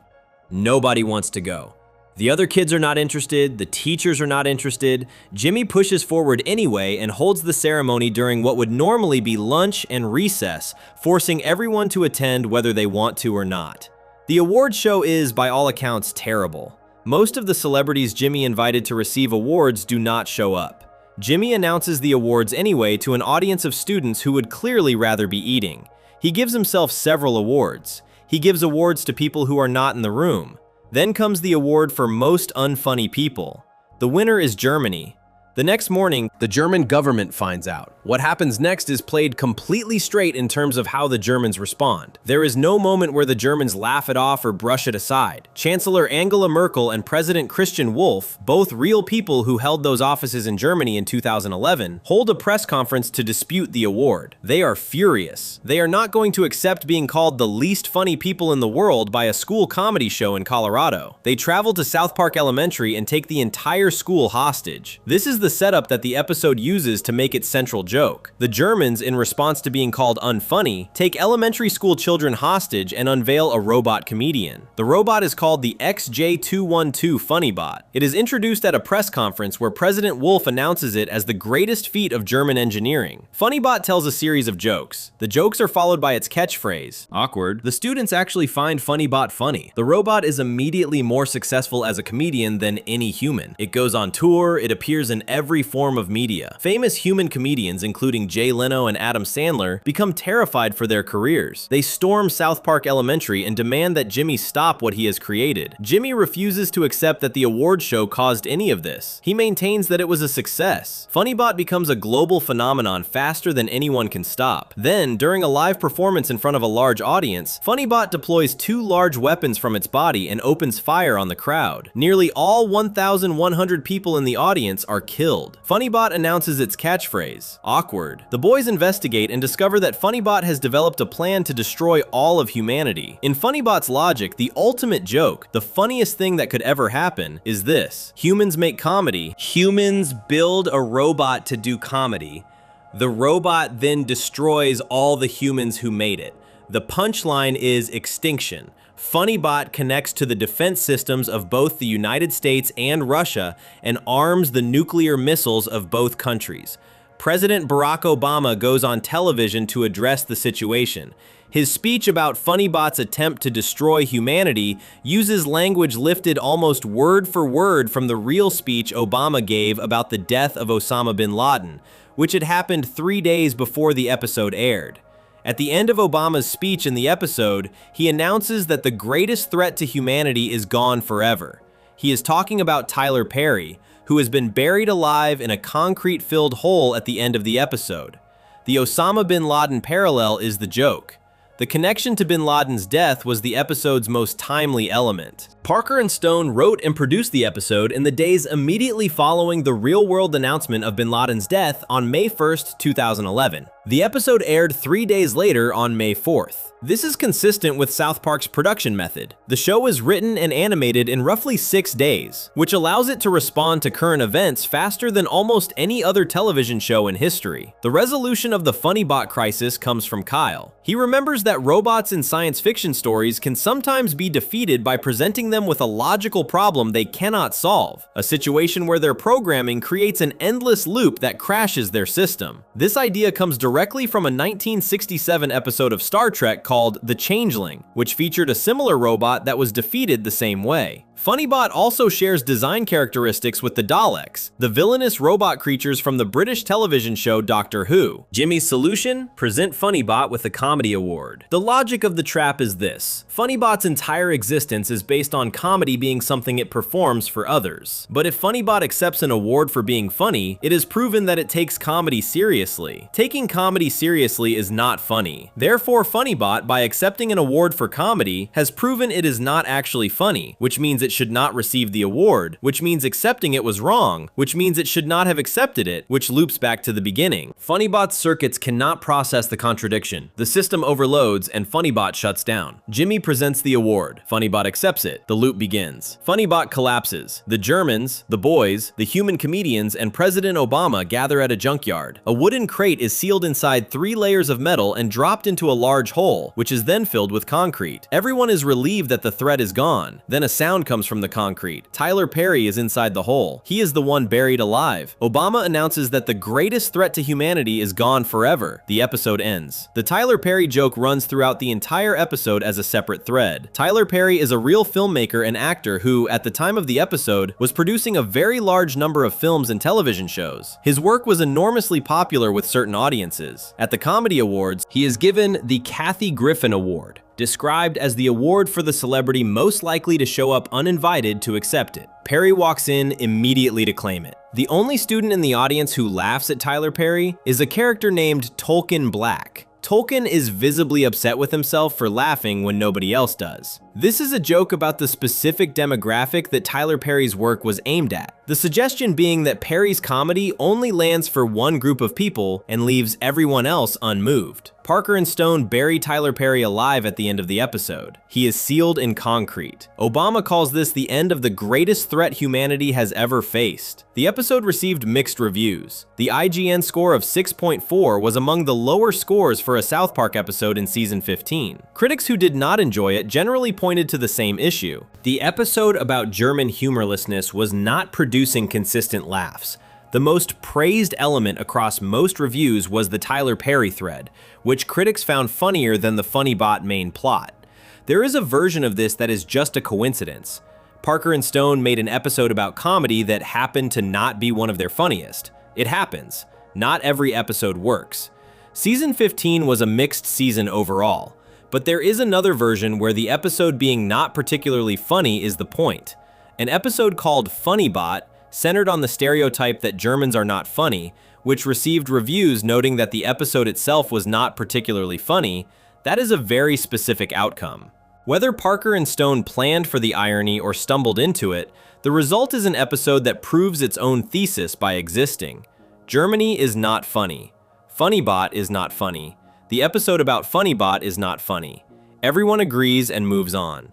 Germany, for its part, said nothing publicly about the episode. No Angela Merkel statement, no Christian Wolf press conference in real life to match the fictional one, no government response of any kind. The country that the episode depicted as so sensitive about being called unfunny that it built a genocidal robot apparently watched the episode and decided not to respond at all, which is either proof that Germans do have a sense of humor, or proof that the stereotype is so well established that even a South Park episode about it cannot embarrass them into reacting. __quote_6__ Sri Lanka, unlike Germany, did not have the luxury of indifference. Sri Lanka was not even the main target of the episode that got the whole country banned. Sri Lanka was caught in the middle of a much larger battle, a battle between South Park, Comedy Central, a radical religious organization, and the question of whether comedy has any limits at all. The country that ended up banning South Park entirely over what happened was responding to a single scene involving a cartoon Buddha snorting cocaine while Jesus watched inappropriate content on a computer. And the episode was primarily about something else entirely. Section 8. Sri Lanka, the country that wasn't the target. There is a specific kind of collateral damage that happens in wars between large forces. Two sides fight over something. The battle spills into a neighborhood that had nothing to do with the original argument. The neighborhood gets destroyed. The two sides eventually move on. The neighborhood is still destroyed. Sri Lanka did not pick a fight with South Park. Sri Lanka was not even on Parker and Stone's radar when they wrote the episodes that got the whole country banned. The fight that destroyed South Park's relationship with Sri Lanka was between Parker and Stone, Comedy Central, a radical organization that posted death threats online, and a 20-year argument about whether it was acceptable to draw a picture of the Prophet Muhammad. Sri Lanka was the neighborhood. The thing that got South Park banned in Sri Lanka was a scene where the cartoon figure of Buddha snorted a line of cocaine while Jesus Christ sat next to him watching inappropriate content on a computer. That scene was not the reason the episodes were made. That scene was not the thing anyone was arguing about. That scene was a side joke in two episodes primarily focused on something else entirely. But Sri Lanka found it, took it seriously, and banned the entire show because of it. To understand what happened, it is necessary to understand what the two episodes were actually about. The episodes are called 200 and 201. They are season 14, episodes 5 and 6. They aired on April 14th and April 21st, 2010. They were the 200th and 201st episodes of South Park, which Parker and Stone decided to mark by doing something ambitious, bringing back every celebrity the show had ever mocked across its entire run and putting them all in the same story. Tom Cruise leads the charge. He has had enough of being made fun of by South Park and wants to sue the town for everything it has. Other celebrities join the lawsuit. The list of returning characters covers 14 seasons of South Park history. Celebrity parodies who had appeared in individual episodes and were now all gathered together for a single massive confrontation with the town. Cruise makes a deal with the town. He will drop the lawsuit if the town produces the Prophet Muhammad and arranges for Cruise to meet him personally. The reason Cruise wants this is specific. Muhammad, according to the episode, possesses a power that no other figure has. He is completely immune to being made fun of. Nobody can mock him. Nobody can satirize him. Cruise wants this power for himself. This is the meta joke at the center of the episode. South Park had been in an ongoing argument with Comedy Central for years about depicting Muhammad. The network had censored previous episodes that attempted to show him. The show was openly mocking its own network's policy by building an entire episode around the idea that Muhammad's immunity to mockery was a literal superpower that celebrities wanted to steal. Muhammad appears in the episodes but is never shown directly. He is kept inside a bear costume throughout. Characters in the episode discuss whether keeping him in a bear costume counts as actually depicting him or not. The argument is part of the joke. The show is acknowledging that it is trying to find a way around the restriction while also making fun of the restriction itself. In the middle of all of this, the Super Best Friends are involved. The Super Best Friends are a group of religious figures from different world religions who had appeared together in a much earlier South Park episode from season 5 called Super Best Friends, which aired in 2001 without any significant controversy. The group includes Jesus, Buddha, Moses, and others who work together as a kind of superhero team. In 200 and 201, Buddha is depicted snorting a line of cocaine. Jesus tells him to stop. The specific line Jesus says is, "Buddha, do not do coke in front of kids." Buddha responds by pointing out that Jesus is sitting next to him watching inappropriate content on a computer, and argues that Jesus has no room to criticize anyone. This exchange is not the focus of either episode. It is a small moment in two very dense, very complicated episodes packed with returning characters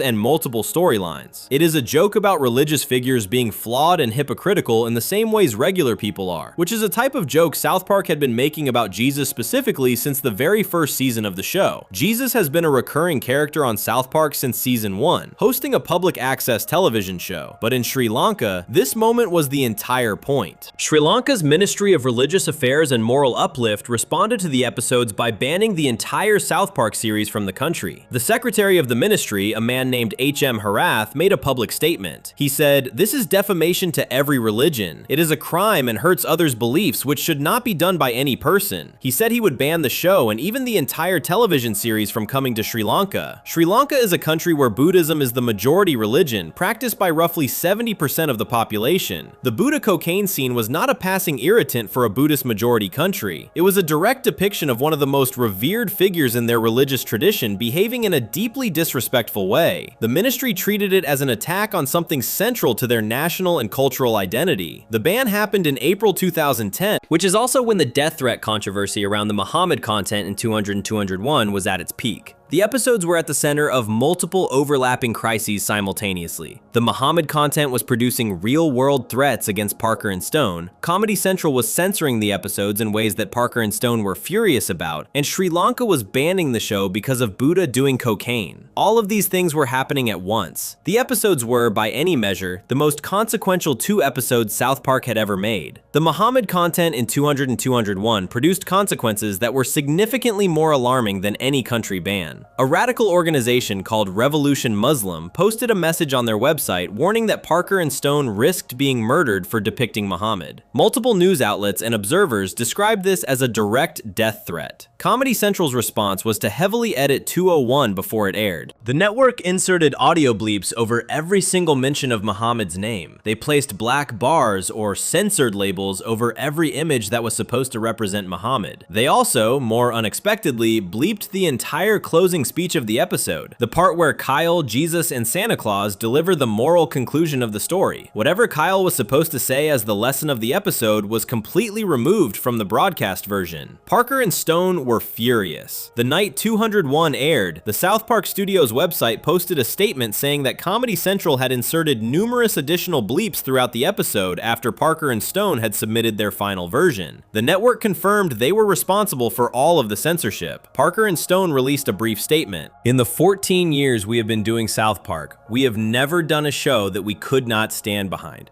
The DVD commentary for 201 contains a few seconds of Parker and Stone speaking before a large audio bleep covers almost the rest of the commentary track. When the bleep ends, Stone says, 'Yeah, that is pretty much it.' Both 200 and 201 were nominated for the Primetime Emmy Award for Outstanding Animated Program in 2010. The episode that had produced death threats, been censored by its own network, triggered a national ban in Sri Lanka, and caused the biggest controversy in the show's history, was considered by the Emmy Committee to be among the best animated television of the year. The episode 200 was watched by 3.33 million people the night it aired, making it the most watched program on cable television that evening. The Simpsons acknowledged the controversy in what is called a chalkboard gag, a recurring bit at the start of Simpsons episodes where Bart Simpson writes something repeatedly on a school chalkboard. The Simpsons chalkboard during an episode that aired shortly after the controversy read, "South Park, we would stand beside you if we were not so scared." All 5 episodes of South Park that depict or reference Muhammad in a visual way are now permanently unavailable on streaming platforms. This includes Super Best Friends from 2001, which caused no controversy when it originally aired, and was only pulled years later because it contained a depiction of Muhammad that became retroactively controversial after the 200 and 201 fallout. The Cartoon Wars 2-part episode from season 10 was also removed from streaming platforms for the same reason. None of these 5 episodes are available on the South Park streaming service, on Paramount Plus, on any other streaming platform, or for digital purchase. They exist on DVD only. Parker and Stone have never fully addressed addressed what Kyle's bleeped speech in 201 actually said. The content of that closing speech, the moral conclusion of their most controversial episode, has never been officially released. Sri Lanka's ban remains. The country has not reversed its decision. South Park returned to India via Netflix in 2019, 9 years after India banned the show. Sri Lanka has made no equivalent move. The show that was banned because a cartoon Buddha snorted cocaine in the middle of an episode about something else entirely has not been reinstated. There is something worth sitting with in the specific mechanism of Sri Lanka's ban. The country was not targeted. The show was not making an argument about Sri Lanka or Buddhism specifically. The Buddha cocaine joke was one moment in 2 episodes dealing with multiple crises at once. But the moment landed in a country where it carried enormous weight, and the response was total. The countries that South Park targeted directly, China, Canada, Japan, Costa Rica, mostly stayed in the fight. They responded. They pushed back. Some of them banned specific episodes, but the show existed in their cultural conversation in some form. Sri Lanka did not engage. Sri Lanka simply closed the door. __quote _7 __. India's response was almost the reverse of Sri Lanka's in terms of timing and self-awareness. India banned the show just before 200 and 201 aired, which meant the country stepped out of the room right before the biggest explosion. Whether that was careful planning or remarkable coincidence is something that India's government has never fully explained. But what happened next, and why so many countries ended up having complicated relationships with South Park at roughly the same time, is a story that starts with the show's own network censoring it and ends with Parker and Stone refusing to apologize to anyone. Section 9. India, the country that left before the party started.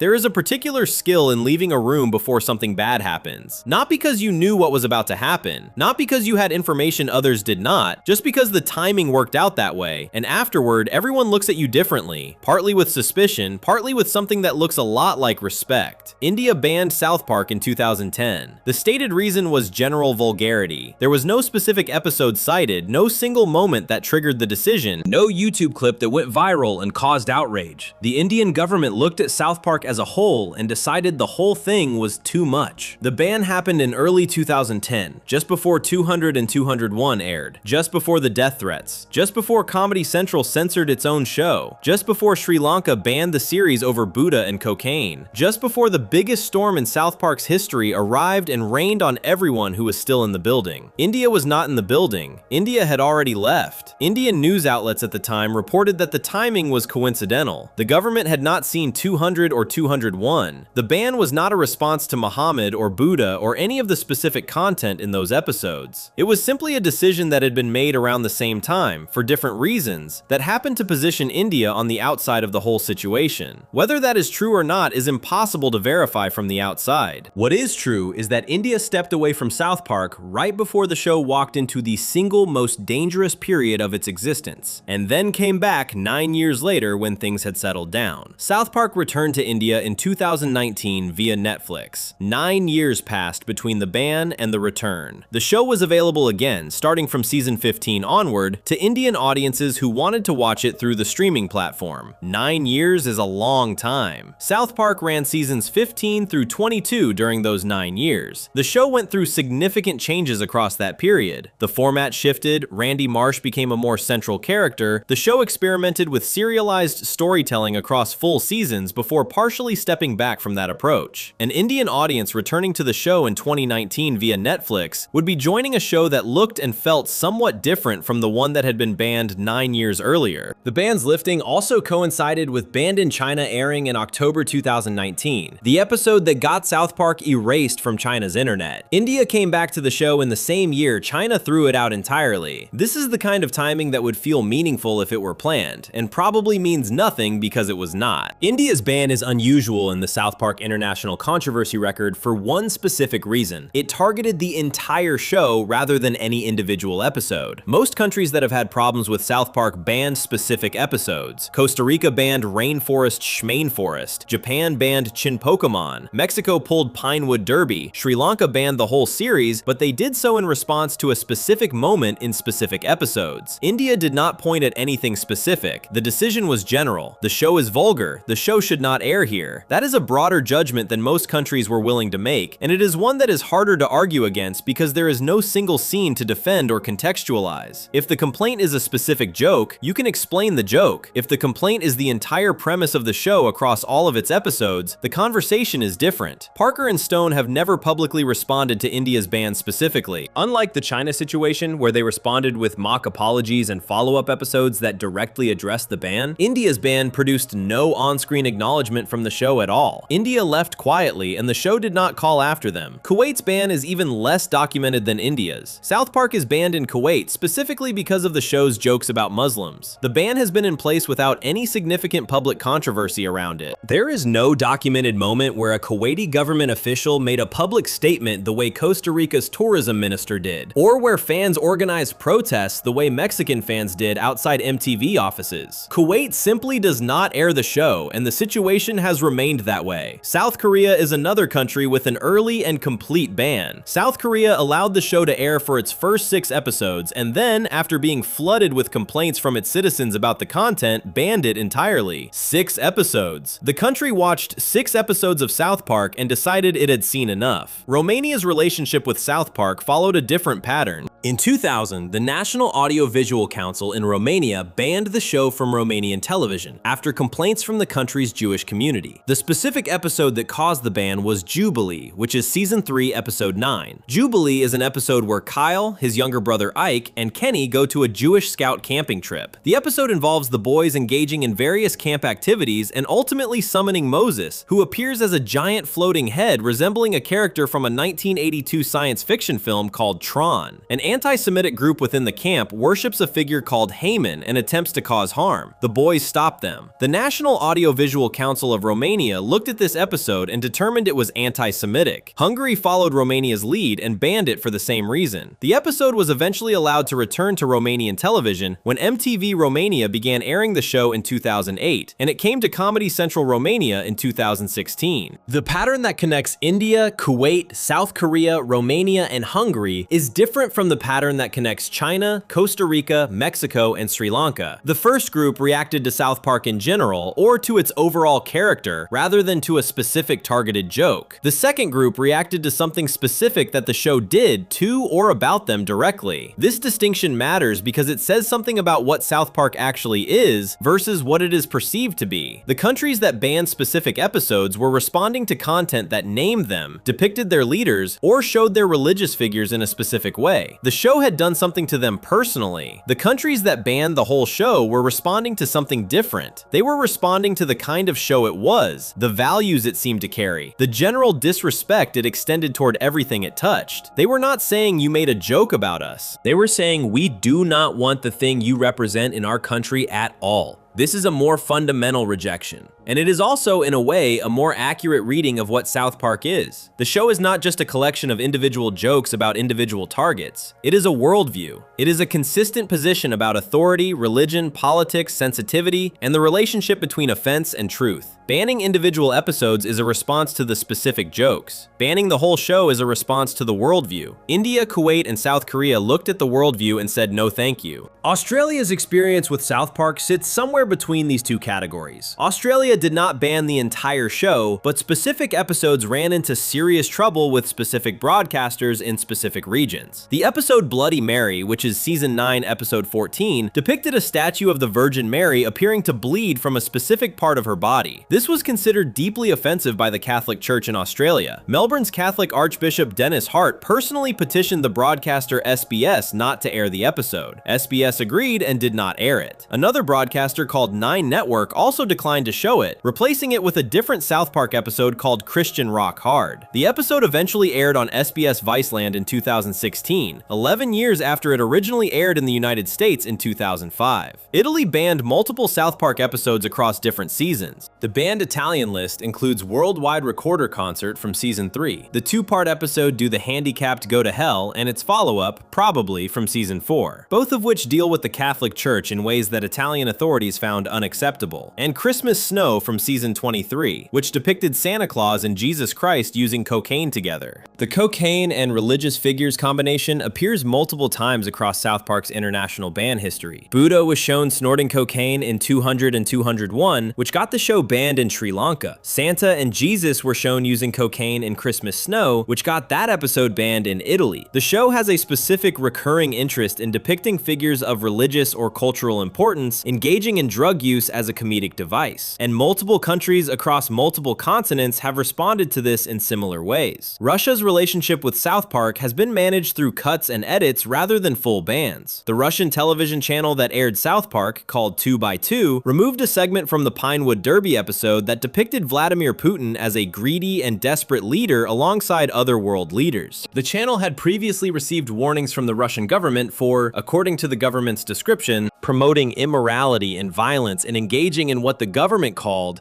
overt propaganda of homosexuality. A Russian streaming service blurred the image of marijuana on the Tegrity Farms logo in the season 23 episode, Let Them Eat Goo.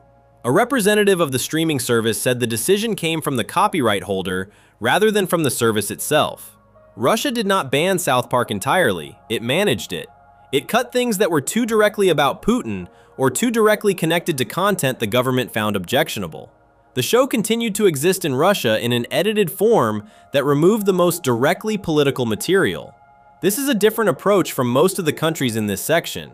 Russia did not ban or permit, it trimmed. The result is a version of South Park that exists in Russia, but has had specific pieces removed. A version where the show is present, but certain arguments it makes are not.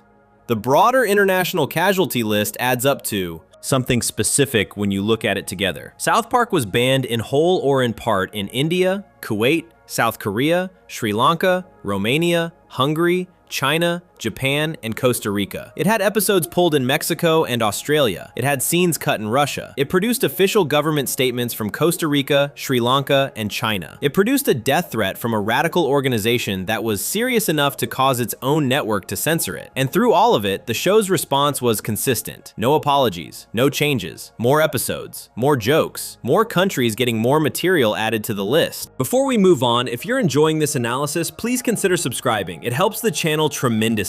The one place where South Park's own response most directly addressed the pattern of international conflicts was the Muhammad episodes. And the deepest truth of those episodes is not about any country at all. It is about what happens when a show that claims to have no limits discovers that the limits were never really about countries or governments or tourism ministers. The limits were about what consequences the people making the show were actually willing to face, and where the line was between the joke being worth it and the joke being something else entirely. Section 10. The Muhammad episodes. The only line they couldn't cross themselves. There is a moment in the South Park episode Cartoon Wars Part 2, which is season 10, episode 4, where the show appears to be about to do something no American television program had done before. The episode had spent its entire runtime building toward a single image, a depiction of the Prophet Muhammad on screen, shown directly, without a costume or a black bar or any kind of cover. The episode was about free speech. It was about whether comedy had to treat one subject differently from every other subject. The whole argument of the episode pointed toward that image being shown. Then Comedy Central stepped in and replaced the image with a black title card. The card explained that the network had refused to broadcast the image. Parker and Stone had submitted the image. The network removed it. The show that had depicted Jesus hosting a public access television show since season 1, that had shown the Pope examining a bleeding statue, that had put Buddha in a superhero team, that had made Satan a recurring character with relationship problems, that show ran into a wall when it tried to do the same thing with Muhammad that it had been doing with every other religious figure for 10 years. That wall did not go away. It got higher. The history of Muhammad in South Park begins earlier than most people remember. The first appearance was in Super Best Friends, which is season 5, episode 3. It aired on July 4th, 2001. The episode involves Stan joining a cult run by a magician named David Blaine. When the cult becomes dangerous, Stan reaches out to Jesus for help. Jesus assembles a team of religious leaders from different world religions to fight Blaine. The team is called the Super Best Friends. Its members include Jesus, Buddha, Moses, Krishna, Joseph Smith, Lao Tzu, and Muhammad. Muhammad is depicted in the episode as a regular animated character. He has a turban and a beard. He has a superpower. He can make fire. He fights alongside the other religious leaders. He is a full participant in the episode's story. The episode aired without any significant controversy. No protests, no threats, no network intervention. Muhammad appeared on South Park in 2001, and nobody made a significant public issue of it. This matters enormously when you look at what happened later. The same action, depicting Muhammad as an animated character, produced completely different results depending on the year it happened. In 2001, it was a joke that passed without incident. By 2006, it was something the network would not allow. By 2010, it was producing death threats.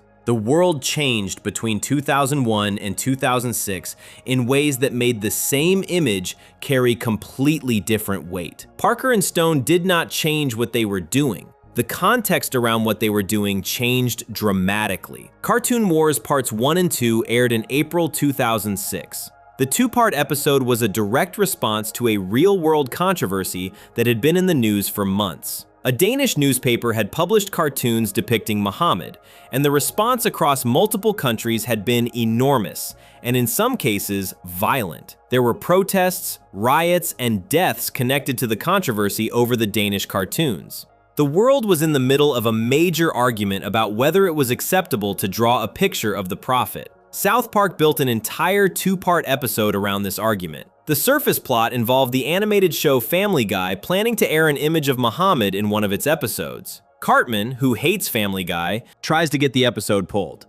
Kyle defends Family Guy's right to air whatever it wants. The two characters are having a genuine argument about free speech that mirrors the real debate happening in the world at the time. The episode makes the argument clearly and directly. If a show is willing to make fun of one religion, it has to be willing to make fun of all religions. Treating Muhammad differently from Jesus or Buddha or Moses is itself a form of preferential treatment that undermines the principle of equal satire. The show was not going to treat one subject as off-limits when it had spent years treating nothing as off-limits. Comedy Central's response was to place a black title card over the moment where Muhammad was supposed to appear on screen. The card stated that the network had chosen not to broadcast the image. Parker and Stone had included the image in their submitted version of the episode. The network removed it unilaterally. The show continued. But the line had been drawn, and both sides knew where it was. 4 years later, 200 and 201 pushed directly against that line again, and the consequences were the most serious the show had ever faced. The episode 200 aired April 14th, 2010. It gathered every celebrity South Park had ever mocked into a single class action lawsuit against the town. Tom Cruise, the central figure of the lawsuit, promised to drop the case if the town produced Muhammad and allowed Cruise to meet him personally. The celebrity plaintiffs wanted to access Muhammad's power of being completely immune to mockery. This was the show openly making fun of the exact policy that had been applied to Muhammad by its own network. Muhammad's power in the episode, the ability to be completely immune to being made fun of, was a direct joke about Comedy Central's decision not to allow his image to be shown. The network's attempt to protect one figure from satire was being satirized using that same figure. Muhammad appeared throughout 200 and 201 inside a bear costume. Characters debated whether this counted as depicting him. The bear costume was itself a joke about the ongoing attempt to find a way to include the character without technically showing him. Then the radical organization Revolution Muslim posted a warning on their website. The message stated that Parker and Stone risked being murdered for their depiction of Muhammad. The message included the addresses of the Comedy Central offices in New York. Multiple news organizations and observers described this as a credible threat. Comedy Central responded to the threat by censoring 201 extensively. Every mention of Muhammad's name was bleeped out with audio bleeps. Every image of Muhammad was covered with a black censored bar. The closing speech of the episode, the part where Kyle, Jesus, and Santa Claus deliver the moral conclusion of the story, was bleeped entirely. Whatever Parker and Stone had written as the lesson of their most ambitious episode was removed from the version that aired on television. The South Park Studios website posted a message the night 201 aired. It said,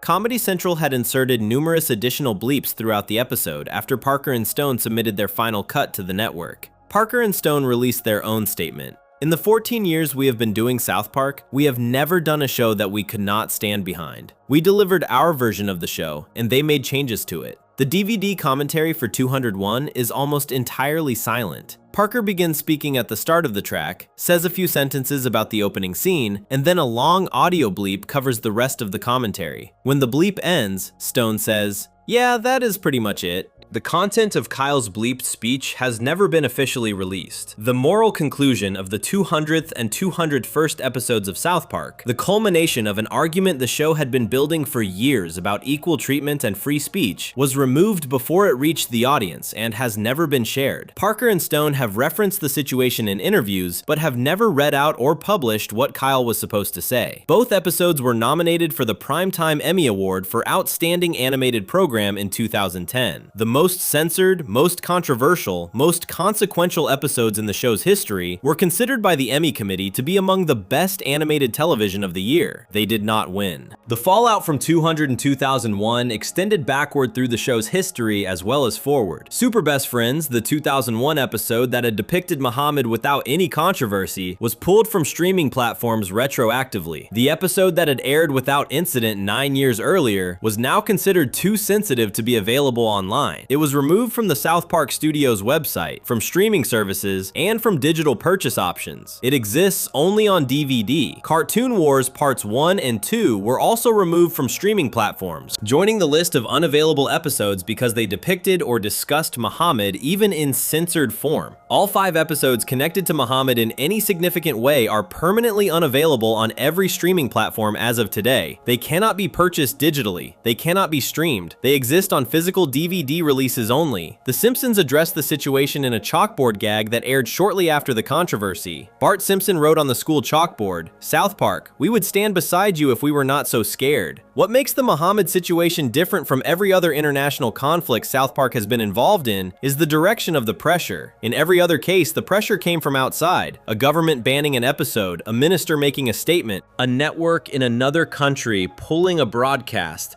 Parker and Stone were the ones being acted upon, and they responded by continuing to make the same kinds of jokes without adjusting. With Muhammad, the pressure came from inside the building. Comedy Central, the network that had aired South Park since 1997, was the one doing the censoring. Parker and Stone were not pushing back against a foreign government. They were pushing back against their own employer, and their own employer was making decisions about their work that they strongly disagreed with. This is the one situation in South Park's entire run where the show's equal opportunity principle collided with a consequence that the people making the show could not control through their own choices. They could choose not to apologize to China. They could choose to ignore Costa Rica's tourism minister. They could choose to keep making the same kinds of jokes about every country and religion and public figure, regardless of who complained. They could not choose what their network did with the episode after they submitted it. The show kept going. Seasons 15 through 27 followed. Parker and Stone made more episodes, more jokes, targeted more countries and public figures, and never walked anything back. The Muhammad episodes remained unavailable, and the show never directly addressed them again in the way that Banned in China directly addressed the China situation. But the unavailability of those 5 episodes is itself an ongoing statement. Every time a new viewer goes looking for Super Best Friends or Cartoon Wars or 200 and 201 and cannot find them on any streaming platform, the absence says something. The show that claimed to make fun of everything equally has 5 episodes it cannot show. The equal opportunity philosophy has a gap in it, and the gap has been there since 2010 and has never been filled. What every South Park episode about every other country in this video has had in common is that Parker and Stone were in control of what they were saying and how they said it. They chose the joke, they chose the target, they chose the timing, and they chose how to respond when the target pushed back. Before we move on, if you're enjoying this analysis, please consider subscribing. It helps the channel tremendously. The Muhammad situation is the one time where the control was taken away from them, and understanding that is essential to understanding what comes next, because the final picture of South Park versus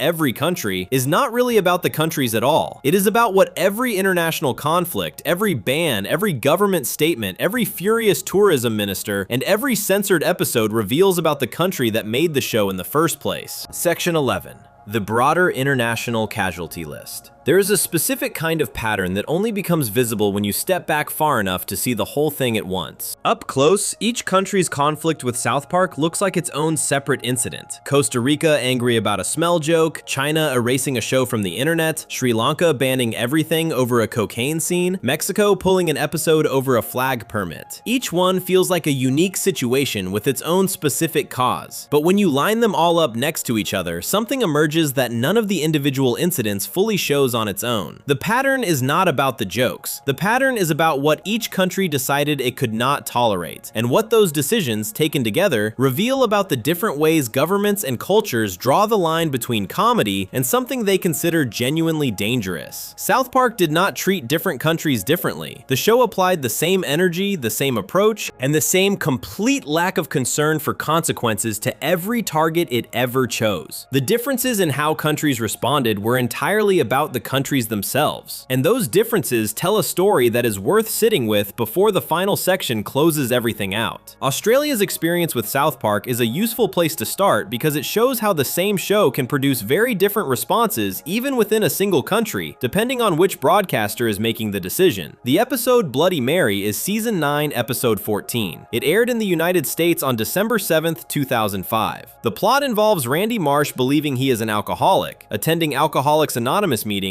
and eventually going to see a statue of the Virgin Mary that is reportedly performing a miracle by bleeding from a specific part of its body. Pope Benedict XVI examines the statue and makes a determination about exactly where the blood is coming from. The episode aired on the evening before an important Catholic holy day. The Catholic Church in Australia responded immediately. Melbourne's Catholic Archbishop Dennis Hart personally contacted the broadcaster SBS and asked them not to air the episode. SBS agreed. The episode did not air on SBS. Another Australian broadcaster called 9 Network also decided not to air the episode. 9 Network replaced Bloody Mary with a different South Park episode called Christian Rock Hard, which is an episode about Cartman forming a Christian rock band to win a bet. The episode eventually aired in Australia, but not until 2016, 11 years after it originally aired in America. It was shown on SBS Viceland, which is a secondary channel with a different audience than the main SBS channel. The episode is available on streaming platforms in Australia today.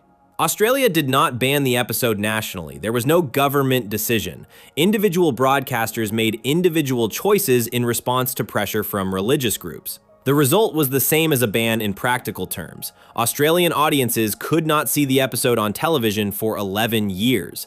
But the mechanism was different. It was not a government saying no. It was broadcasters deciding the risk of airing the episode outweighed the benefit.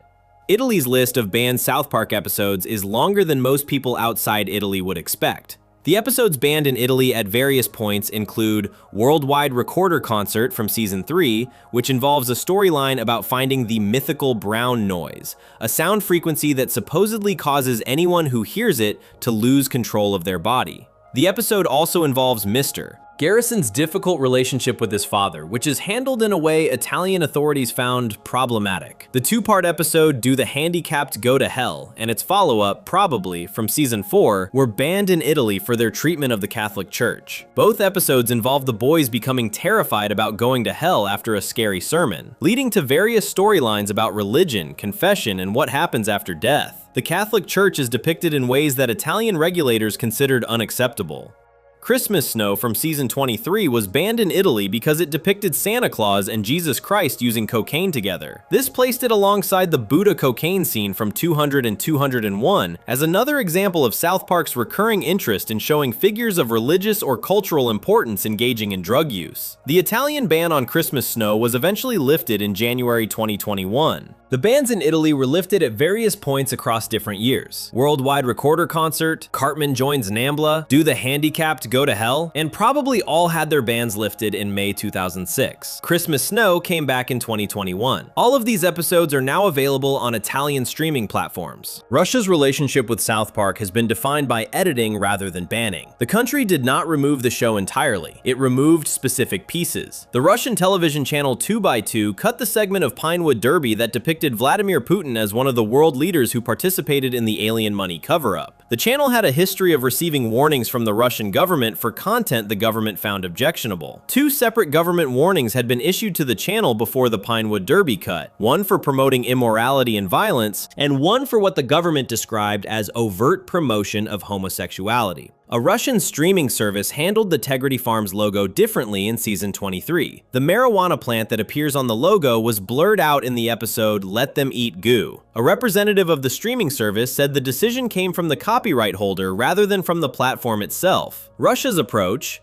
cut what is directly about Putin, blur what touches on drug policy, leave the rest, is the most surgical response to South Park of any country in this section. It is the approach of a government that wants the show to exist in a modified form rather than not exist at all. The version of South Park that aired in Russia kept most of the show intact while removing the most politically direct material. Romania's experience with South Park is tied specifically to Jubilee, Season 3, Episode 9. The National Audio-Visual Council of Romania banned the show from Romanian television in 2000 after complaints from Romania's Jewish community. Hungary made the same decision for the same reasons. The episode sends Kyle, his younger brother Ike, and Kenny to a Jewish scout camping trip while the other boys go to a normal camp. The episode involves Jewish scouts performing rituals, summoning Moses as a giant floating head, and dealing with an anti-Semitic group within the camp that worships a historical figure named Haman and attempts to cause harm. The boys stop the anti-Semitic group, and the episode ends with the good side winning. The National Audio-Visual Council of Romania determined the episode was anti-Semitic, despite the fact that the anti-Semitic characters in the episode are the villains who are defeated. The Jewish children are the heroes. Kyle's Jewishness is presented positively throughout. The episode is arguably one of the more directly pro-Jewish pieces of content South Park produced in its early seasons. Romania's decision to ban it anyway reflects something important about how governments respond to sensitive content in media. The presence of anti-Semitic characters in a story, even characters who are clearly the villains and who are defeated, was enough for the council to determine the episode should not air. The context of the story, the fact that the anti-Semitic characters lose, the fact that Jewish characters are the heroes, none of that was sufficient to override the decision. The show returned to Romania via MTV Romania in 2008. Comedy Central Romania began airing it in 2016. The specific episode that caused the ban was presumably aired as part of the show's full run on those channels. Israel's relationship with South Park involved a single episode being refused by one broadcaster, rather than a national ban. The Israeli channel Channel 2 refused to air the Season 1 episode Pink Eye. The reason was Cartman's costume in the episode. He dresses as Adolf Hitler for Halloween and expresses admiration for Hitler during a film shown at school that is supposed to discourage exactly that response. The channel determined the episode would be offensive to Jewish viewers in Israel, given the country's history and relationship to the Holocaust. Channel 2 also reportedly refused to air Big Gay Al's Big Gay Boat Ride, another Season 1 episode, because of a joke about the Holocaust within the episode. These were decisions made by an individual broadcaster rather than by the Israeli government, similar to how Australian broadcasters made individual decisions about Bloody Mary. South Korea's ban came early and completely. The country allowed the first 6 episodes of South Park to air, received a significant volume of complaints from viewers,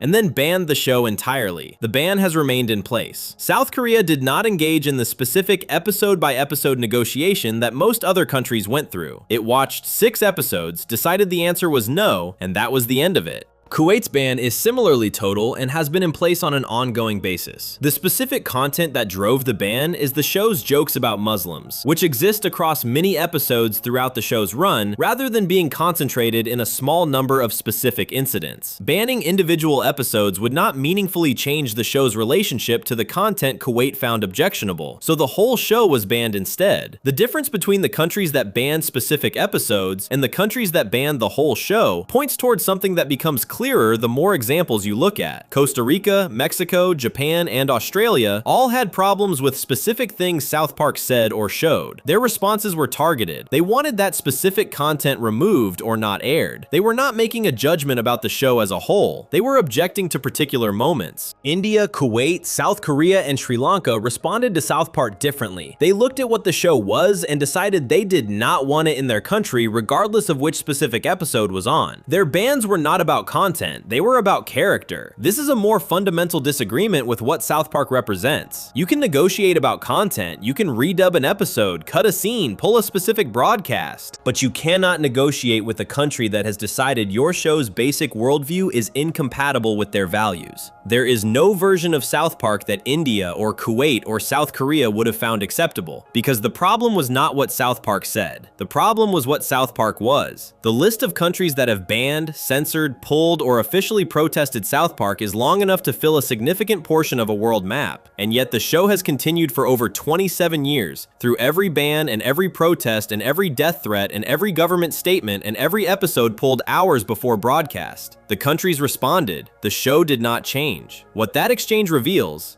taken across all the countries, all the incidents, all the different mechanisms of protest and censorship and official displeasure, is an argument South Park has been making the whole time without ever stating it directly. And that argument is not really about any of those countries. It never was. Underscore, underscore, quote, underscore, 10, underscore, underscore. The final section is about what the whole map means, about what South Park was actually saying when it picked a fight with the entire world, one country at a time, for nearly 3 decades. About what Canada and China and Costa Rica and Sri Lanka and Germany and Britain and Japan and Mexico and India and every other entry on this list were really being used to say, and why the answer was always, underneath everything, about the country that made the show. Section 12. What every country reveals about America. There is a trick that good comedy does that takes a long time to notice.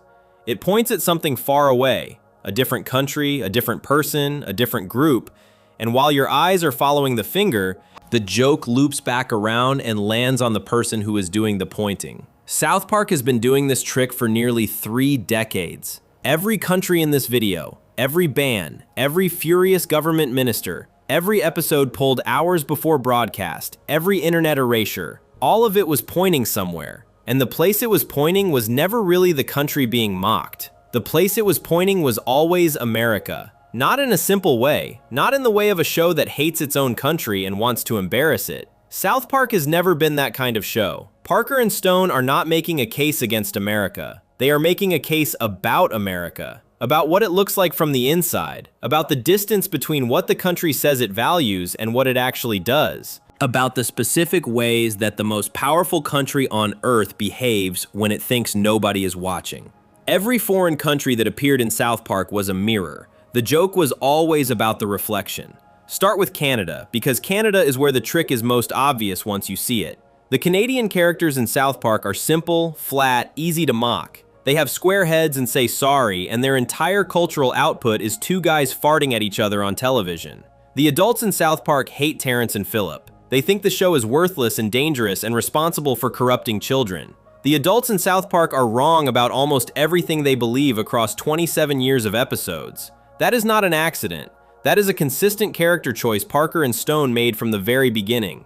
When the adults panic about something, that panic is usually the episode's real target. The parents who tried to get Terrence and Phillip canceled were making the exact same argument that real critics made about South Park itself in 1997 and 1998. It is just toilet humor. It has no value. It is making children worse. Parker and Stone took that argument and gave it to the most reliably wrong characters in their show. The message was clear. The people who said South Park should not exist were the same kind of people who thought Terrence and Phillip should not exist. And those people were wrong then, and they are wrong now. Canada was never the joke. The American adults who wanted the joke silenced were the joke. Shin Pokemon, the season 3 episode about Japan, is built on a specific American fear that was very real in 1999 and has returned in different forms multiple times since. The fear is that a foreign country, specifically an Asian country, is using its cultural products to weaken America from the inside. The toys are a conspiracy. The cartoon is programming. The children are being turned into soldiers. In 1999, this fear was attached to Japan because of the Pokemon craze. In the years that followed, the same fear attached itself to different countries and different products. The broad shape of the fear, foreign culture as a hidden military operation against American children, has been a recurring piece of American political conversation for decades. Shin Pokemon makes this fear literal and then shows how it gets defeated. The children of South Park are saved not by government intervention, not by parents understanding the threat, not by anyone doing anything particularly intelligent. They are saved because their parents pretended to like Shin Pokemon on, which made it immediately uncool, which caused every child to abandon it instantly. The thing that defeats the Japanese military conspiracy is the short attention span of American children and the social dynamics of what is and is not considered cool at any given moment. America does not win through strength or wisdom or strategy. America wins because its children are too fickle to stay interested in anything for more than a few weeks. This is not a flattering portrait of American resilience, but it is an accurate one about how cultural trends actually work, and it is the portrait Parker and Stone chose to draw. Whale Whores, the season 13 episode about Japanese whale hunting, makes its argument about America in its final line. Stan has redirected Japan's whale hunting by showing the Japanese a fake photograph that makes them believe cows and chickens were responsible for bombing Hiroshima instead of whales and dolphins. Japan stops hunting whales. Japan starts attacking farms and killing cows and chickens with the same violent intensity it had previously directed at sea creatures. Randy looks at all of this and tells Stan that he has done a great job making the Japanese normal, like them. Normal, like them. The final image of the episode is Japanese people storming a farm and killing livestock, while Randy describes this as a positive outcome and a sign that the Japanese have become normal. The joke is that American food production involves the mass killing of animals on an enormous scale, and the only reason Americans found Japanese whale hunting disturbing was that Americans were not familiar with it. The behavior is identical. The familiarity is the only difference. The episode is not defending whale hunting. It is pointing at the specific American tendency to be horrified by things that are unfamiliar while being completely comfortable with equivalent things that are familiar. That is an American blind spot drawn in a South Park episode about Japan. Banned in China, the season 23 episode that got the show permanently erased from Chinese internet has Randy Marsh at its center. Randy is the character who goes to China to make money. Randy is the one who ends up in a labor camp. Randy is the one who kills Winnie the Pooh to make a trade deal work. Randy is not a sympathetic character in this episode. He is not brave or principled. He goes to China because he sees an enormous number of potential customers and cannot think of anything else. He gets arrested because he did not research the laws of the country he was entering. He kills a beloved cartoon bear because it was convenient for his business. Randy represents every American company that entered the Chinese market without thinking about what they were agreeing to. His integrity, the quality he had spent the previous season claiming to embody, completely disappears the moment there is money involved. He is the American entertainment industry. He is the NBA. He is every Hollywood studio that rewrote a script or cut a scene or removed a character to make a film acceptable to Chinese censors. Stan is the one who refuses. Stan says directly that anyone who betrays their ideals just to make money in China is not worth anything. Stan is also the one who cannot actually stop what is happening. Randy's choices, the industry's choices, the system's choices are bigger than any one person deciding to have principles. Stan ends up back on the farm anyway. The episode is not about China. China is the place where American choices get made visible. The episode is about what America does when the money is large enough. The Snook, the season 11 episode where Britain turns out to be the hidden villain behind an apparent terrorist plot, is the most directly political of all the international episodes in terms of what it says about America's post-September 11th mindset. The episode is built on a simple observation. If you train an entire country to look for threats coming from one specific direction, you create a blind spot in every other direction. The Muslim student Bahir is innocent. His family is innocent. They are subjected to investigation, harassment, and ultimately driven out of town because the cultural climate of the time made a Muslim student joining a class look automatically suspicious to someone like Cartman. Cartman's prejudice is not presented as heroic, even though it accidentally leads to finding the real plot. The episode is careful about this, but Bahir's family still leaves. The cost of Cartman's behavior falls on an innocent family. That Cartman happened to be pointing in a direction that eventually connected to something real does not make what he did acceptable, and Kyle's speech at the end says exactly that. Britain uses American fear as cover. The oldest enemy, the one that predates America itself, walks through the front door while everyone is watching the back window. The wooden ships are a joke about how outdated Britain's actual power is, but the joke underneath is about America's capacity to be completely blind to threats that do not match the profile it has trained itself to fear. The Costa Rica episode, Rainforest Schmainforest, produced a response from Costa Rica's tourism minister about the way the episode depicted his country. But the episode is not really about Costa Rica. It is about Miss Stevens, the choir teacher voiced by Jennifer Aniston. It is about the specific American form of activism where caring about something distant and important becomes a social performance rather than a genuine commitment. Miss Stevens believes deeply in saving the rainforest. She has never been to the rainforest. Her belief is built from pamphlets and passion and the company of other people who share the same passion. When she actually goes to the rainforest almost kills her repeatedly and destroys every idea she had about what it was. The episode's argument is not that the rainforest does not matter. The argument is that American activism often exists at a comfortable distance from the thing it claims to care about. And that distance is doing a lot of the work. The caring feels real because it costs nothing. The moment it costs something, the moment it means actually being in the rainforest with the snakes and the gorillas and the heat and the danger, the belief collapses. Costa Rica was collateral damage in an episode about American performative caring. The tourism minister was right that the episode depicted his country badly. He was responding to the right episode for the wrong reason. The Muhammad episodes are the place where this pattern reaches its most direct and honest conclusion. The show that claimed to make fun of everything equally discovered that equal treatment was not actually available to it.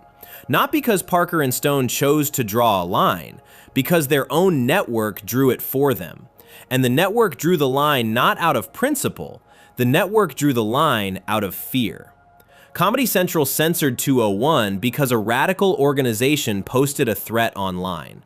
The network's response to a threat was to give the threatening party exactly what they wanted, the removal of the content they found objectionable. This is the thing South Park had been arguing against across its entire international run. Every time a country banned an episode, every time a government minister called the show trash, every time an organization protested a specific joke, the show's consistent position was, the way to respond to offense is not to silence the offending content. The way to respond is to keep talking. When Comedy Central bleeped Kyle's closing speech in 201, it silenced exactly the argument the show had been making about silencing. The network demonstrated in real time, using South Park's own episode, the exact behavior South Park had spent years arguing against. Parker and Stone said they could not stand behind the version that aired. The version that aired was not theirs. What the full map of South Park versus every country reveals is not a show that hated the world or enjoyed making enemies. It reveals a show with a very specific and consistent argument that it made through every target it ever chose. The argument is this: the most reliable sign that a joke has landed on something true is how hard someone tries to make it stop. Every ban, every protest, every permit pulled hours before broadcast, every internet erasure, each one of those responses confirmed something. The response confirmed that the joke had found something real, something the target did not want looked at directly. Canada did not try to make it stop. Canada just kept going. And Canada, in this reading, is the only country in this entire video that passed the test. The test being whether you can absorb a joke about yourself without needing it to disappear. Every other country, at some point and in some form, tried to make the joke stop. And in doing so, they told South Park, and the audience watching, exactly where their soft spot was. Exactly what they could not afford to have examined too closely. South Park pointed at the world for 27 years. The world kept showing it exactly where to aim. If you enjoyed this video essay, make sure to subscribe. Thanks for watching, and I'll see you in the next one.